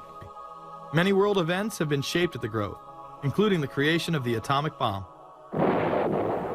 Discussions at the Grove in the 1930s helped lead to the development of nuclear power and the atomic bomb. Every Republican president since Calvin Coolidge has been a member, as well as many Democrats, including Jimmy Carter. If you look at the membership lists of the Bohemian Grove and the Council on Foreign Relations, the Bilderberg Group, a lot of the key level people are overlapping and are involved in numerous groups. In addition to pagan rituals that take place there, this all-male club also deals with darker themes through the plays Montezuma, which feature Aztec human sacrifice, and Faust, which feature Mephisto. Some of these plays are disturbingly flamboyant. Many of the elitists have a penchant for cross-dressing and singing show tunes. Perhaps that is why much of the all-male staff also happen to be homosexuals. Well, each year, many of them seem to have a stunt or try to come up with a stunt. Last year, in 1980, the popular button was Free the Fortune 500. Bohemian Grove that I attend one time at a time. It is the most faggot goddamn thing you will ever imagine. In 2004, the New York Post reported that gay porn star Chad Savage would be servicing moguls at the Bohemian Grove. In recent years, several politicians have been outed in scandals, including Senator Larry Craig, who tried to solicit sex from an undercover officer in 2007. Even more shocking, it was revealed in 2004 that right-wing blogger James Guckert, who had unprecedented access to the White House during the Iraq War, was actually Jeff Gannon, a madam and male prostitute for MilitaryStuds.com. During his 2 years writing for GOP USA and Talon News, Gannon officially made over 200 appearances at the White House. Oddly enough, over 24 of these visits would take place when there were no scheduled briefings. He failed to check in or out with the Secret Service on many other occasions, coming and going as he pleased. These type of activities are not new to the White House. In 1989, headlines involving call boys in the White House rocked the cover of the Washington Times. The Washington Times reported today that unidentified White House aides in the Carter, Reagan, and Bush administrations now are being investigated for using the services of a call boy ring. The paper reports that 2 of the male prostitutes were given a late-night tour of the White House last year. Hundreds of credit card receipts obtained by the Washington Times confirm that its clients were key officials of the Reagan and Bush administrations, military officers, congressional aides, and U.S. and foreign businessmen with close social ties to Washington's political elite. This ring extended beyond the White House and into Congressman Barney Frank's bedroom. Barney Frank, one of 2 openly homosexual members of Congress, acknowledged having used a male prostitute, whom he then hired as a personal employee. The man had keys to Frank's basement apartment on Capitol Hill. Frank paid him approximately $20,000 out of his own pocket to be his housekeeper and driver. But as first reported in today's Washington Times, the man was on probation for sex crimes and a drug conviction, and he ran a prostitution business out of Frank's home. Although Frank tried to claim ignorance, Stephen Goby, the prostitute in question, claimed that Frank was completely aware of what was going on and was even receiving free and discounted sexual services. The fix seemed to be in. Frank was threatening members of Congress to remain silent prior to being exposed in this sex ring. Massachusetts Democrat Barney Frank, a homosexual, threatened to expose fellow congressmen he knew to be gay unless they stopped spreading rumors. Questions stopped and Frank walked away with a slap on the wrist. Some members of the Ethics Committee were disgusted. Do we tolerate, do we condone a member of this body who knowingly permits a house of prostitution to be operated out of his residence? You have just heard one of the most edited, selective garbage that has ever been put forth, in my opinion, in this House. Again, we see people of the highest levels of power involved in the most repulsive and decadent of crimes. They couldn't care less about the code of conduct that's taught in all major religions about treating others the way that you want to be treated. And then they masquerade, they put this false front on that they're like everybody else, because your average person wants to do right, believes in some sort of a karma, believes in some sort of a divine justice in the universe. And so these people need to put on this front that they're like the average Joe in middle America, that they go to church every once in a while, and that they believe in an afterlife and a divine justice. And so they have to put on this front that they're like everybody else in order to get elected and to be accepted and to not have people look at them suspiciously, because if somebody goes around and openly admits that they were an atheist or that they were of some obscure religion, people aren't going to throw their support behind them as much, and they're not going to trust them as easily. The reality of this behavior is never revealed to the public, as the media keeps any revelations quiet. Unfortunately, these type of activities continue to this day. Florida Congressman Mark Foley chaired the House caucus on missing and exploited children and went on television praising Chris Hansen's To Catch a Predator series. The Dateline piece has probably done more than any law we can create. Foley was later caught attempting to have sexual relations with numerous underage pages. Congressman Mark Foley, the man who championed the Child Protection Act of 2006, resigned after inappropriate emails and instant messages surfaced that he sent to former congressional pages. Once more, no charges were even filed. Foley himself has checked into rehab. No one has been charged with any crime. The predator class acts like Roman emperors, indulging in excess that includes sex with young boys while portraying themselves as men of the Lord. The insanity is that we have allowed an interwoven elite criminal class to rule over us while posing as the saviors of the planet. We have learned they will stop at nothing to achieve their goals and are not held accountable for their crimes. They prey on the system rather than protect it. This is not a new world order of peace and prosperity. It is not a world government to save the earth. During difficult times, we must remain ever vigilant against seemingly positive solutions imposed to suit their aims. Crises there will continue to be.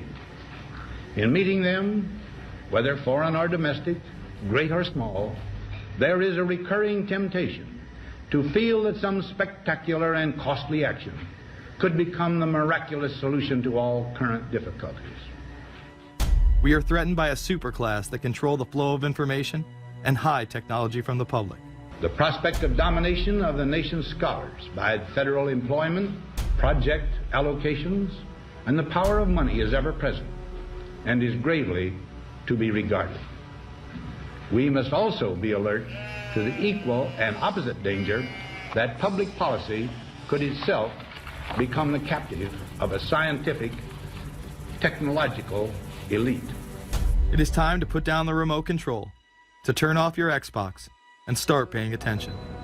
It is time to step away from everyday luxuries and pop culture and take action against a monolithic, concentrated evil in order to save what's left of humanity. We must now trade in our apathy for action in order to defeat this invisible empire.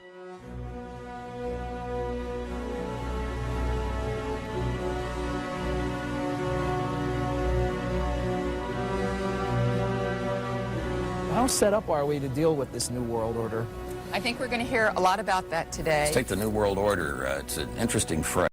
I've been thinking a little bit about the structure of the world, right? The New World Order, as everybody says. The peace could yield to the pernicious New World Order. The New World Order. The New World Order. The New World Order. The New World Order. This New World Order. Stay fixed on your goal of imposing the New World Order.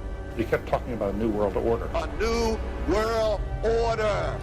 That's what we need now. A new world order with swing. One war and one victory doth not a new world order make. Conservatives used to believe in the United States of America rather than the United States of the New World Order. The ambition to create a new world order. Whose world order is this? And of course, what he called it was the New World Order. Respect for a new world order. We can see a new world coming into view, et cetera, et cetera. That's the core of the New World Order that we want to try to build. It's the sole superpower, the New World Order. New World Order. A New World Order. To a new world order of peace. Let's say a New World Order, for want of a better term. Entities of the new world order. The whole concept of New World Order is something else. It really says that the state is God. The state will play a bigger role in the economy. New order. What Wilson wanted was a new world order, not just a new world order. In order to compete in the New World Order. Compete in this New World Order. This is the third leg of the New World Order.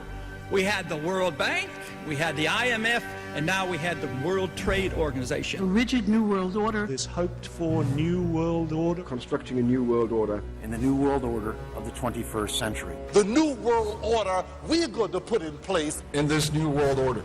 in this new world order. The patriots in this country are not going to see their rights diminished in order to create a New World Order. President Bush has described as a New World Order, which we all share that same desire. A New World Order.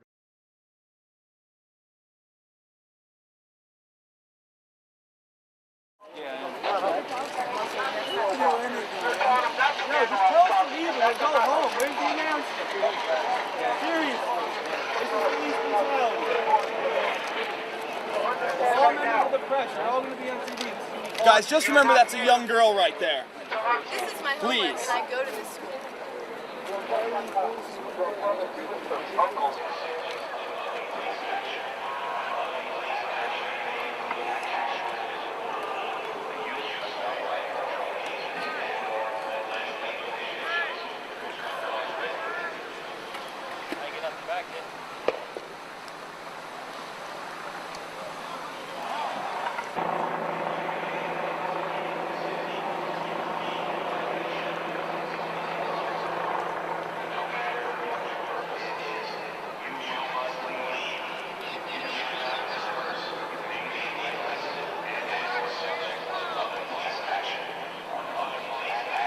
Tell me where I gotta go, sir.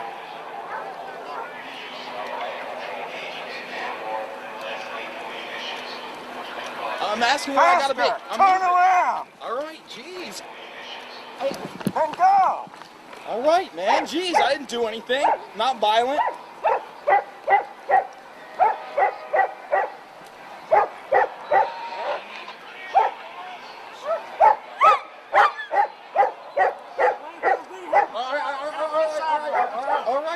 All right. I'm on the sidewalk.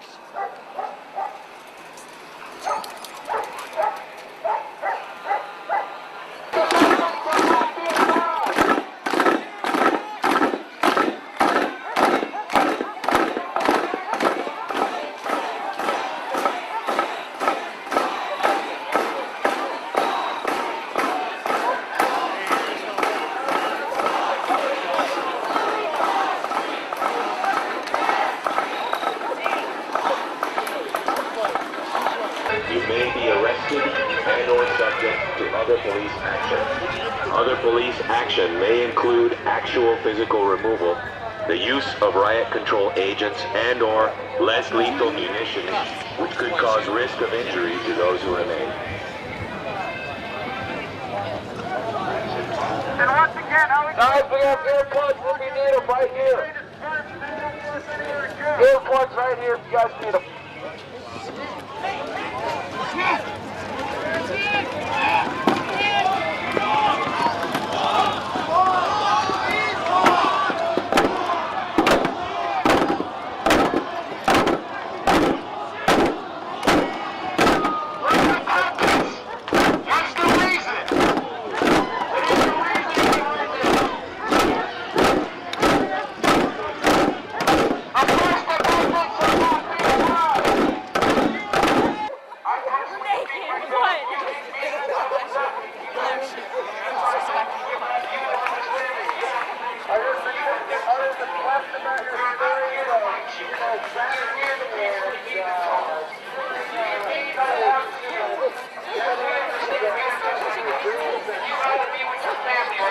Standing out here facing American citizens.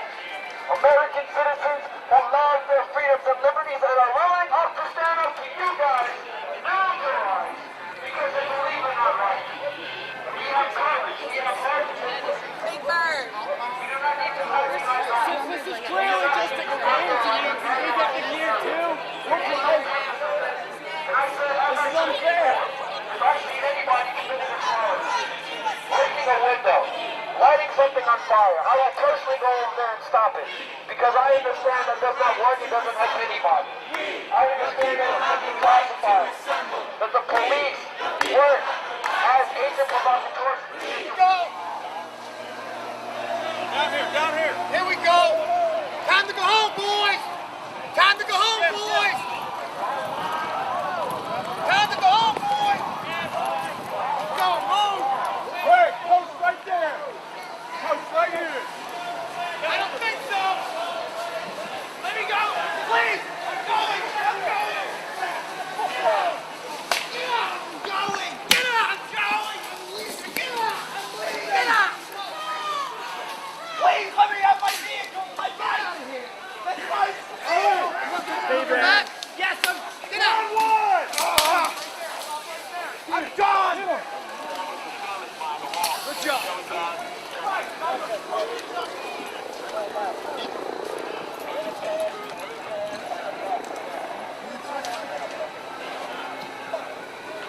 One, where you at? Bravo 1.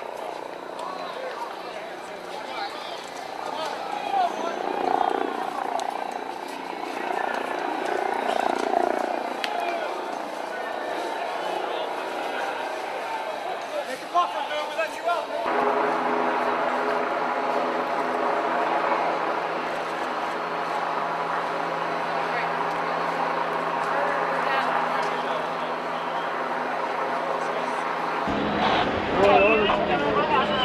You had your credentials 15 minutes ago. Half an hour ago, you won't believe it. Is it good? Okay. Statute 312. Thank you. Go ahead. Let her out. I just want you to be through this car pending 200 South Craig Street. What's going on?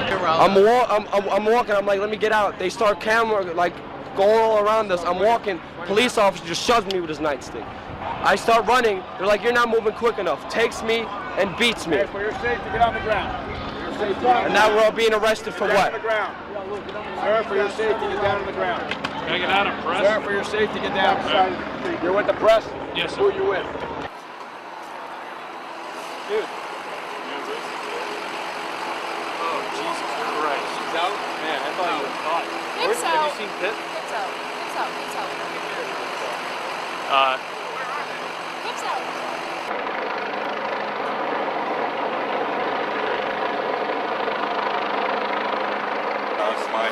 Gotta go. Keep your eyes open, all right? No, keep them open, man. It's work. Tip your head all the way back, guy. Come on. I don't know. Come on, tip your head all the way down. I got one around my head, around my neck. You have one. What's up, my backpack? You got your backpack. Yeah, your backpack's right behind you. You're out of here. She's out of here.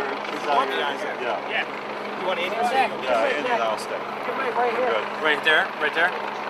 He was right next to me, and he literally Run this, 69U. Bermuda eyes, how close they get up. Alright, cool. Thanks, man. Yeah. You alright? Good, dude. Come on, smack. Do you need a dry one? Yeah.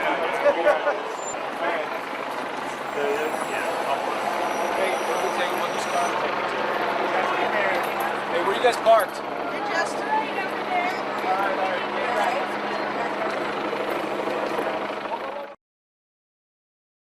A PhD in political science. I taught English at the University of California for 34 years.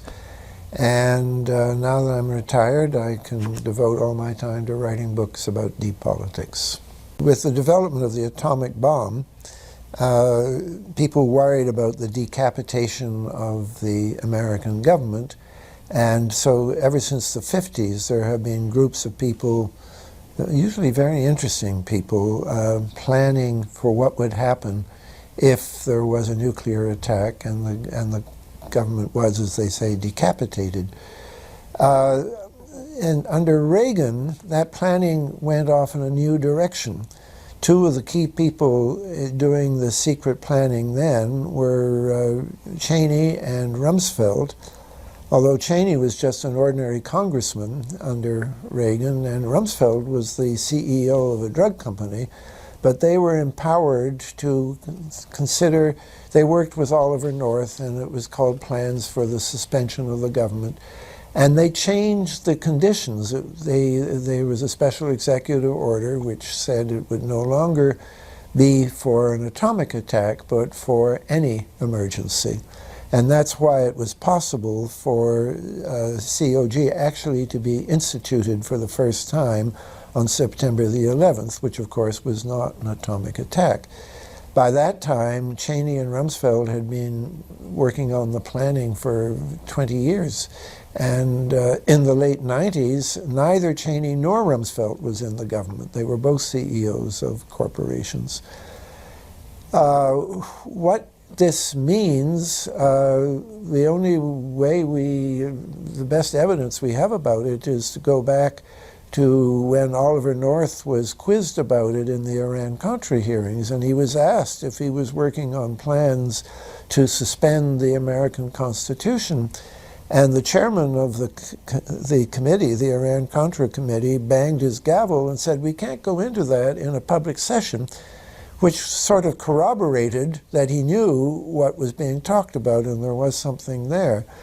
I think that many of the things that are most disturbing that we've seen since 9/11, the end of habeas corpus, warrantless detention, warrantless surveillance, and above all, preparations for martial law. Those are things that were described about this planning back in the 80s, and we've seen them all come to fruition since 9/11. So in my book, The Road to 9/11, I speculate that this is part of the COG plan that was implemented. The fact is we don't know, Congress doesn't know, and when Congressman DeFazio of the Homeland Security Committee saw that the state of emergency authorizing this had been renewed yet again in 2007, and that there were COG provisions in the classified annex, he asked to see them, and he was told he didn't have the clearance to see them. And then the Homeland Security chairman on stationery officially asked and was told that the committee didn't have the clearances to see what the COG planning was. So that this is we're getting to two levels of government here. One level of government where we have checks and balances, what we call the constitutional government, and a higher level of COG government where the constitutional authorities are not allowed to go.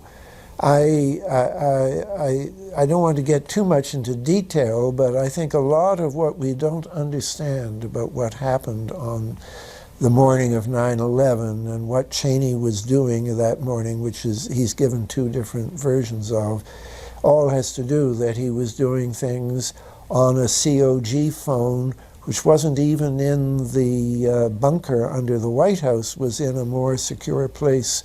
And that's why the 9/11 Commission looked for authorization to bring the planes down and so on, and they couldn't find that authorization. There's just there's some kind of gap in the telephonic communication, and I think the answer is it's because we were going now to COG communications instead of ordinary communications. A state of emergency cannot last for more than a year and has to be renewed. And without mentioning the act, Bush did annually renew. And so it was clear when Obama was elected that we were going to find out what Obama would do. And a former Congressman, Dan Hamburg, and myself appealed to Obama, first of all, not to renew it, and also we appealed to Congress to observe another part of the same law that says that if there's any state of emergency is declared, then Congress shall, it's not an option, they're required by law to review it within 6 months and either terminate it or render it official. And we were waiting to see, and unfortunately Obama disappointed us just in September 2009. He then did, for the first time mentioning the act, say that under the terms of the act he was extending the state of emergency for another year. But this is not really a legal state of emergency under the act, because for it to be legal, Congress should have approved it. And it was a terrible disappointment that we asked on the internet, we asked people to write their congressman, make sure Congress did this. And one congressman wrote back and said to his constituent and said, we understand that the provisions of this act have been overridden.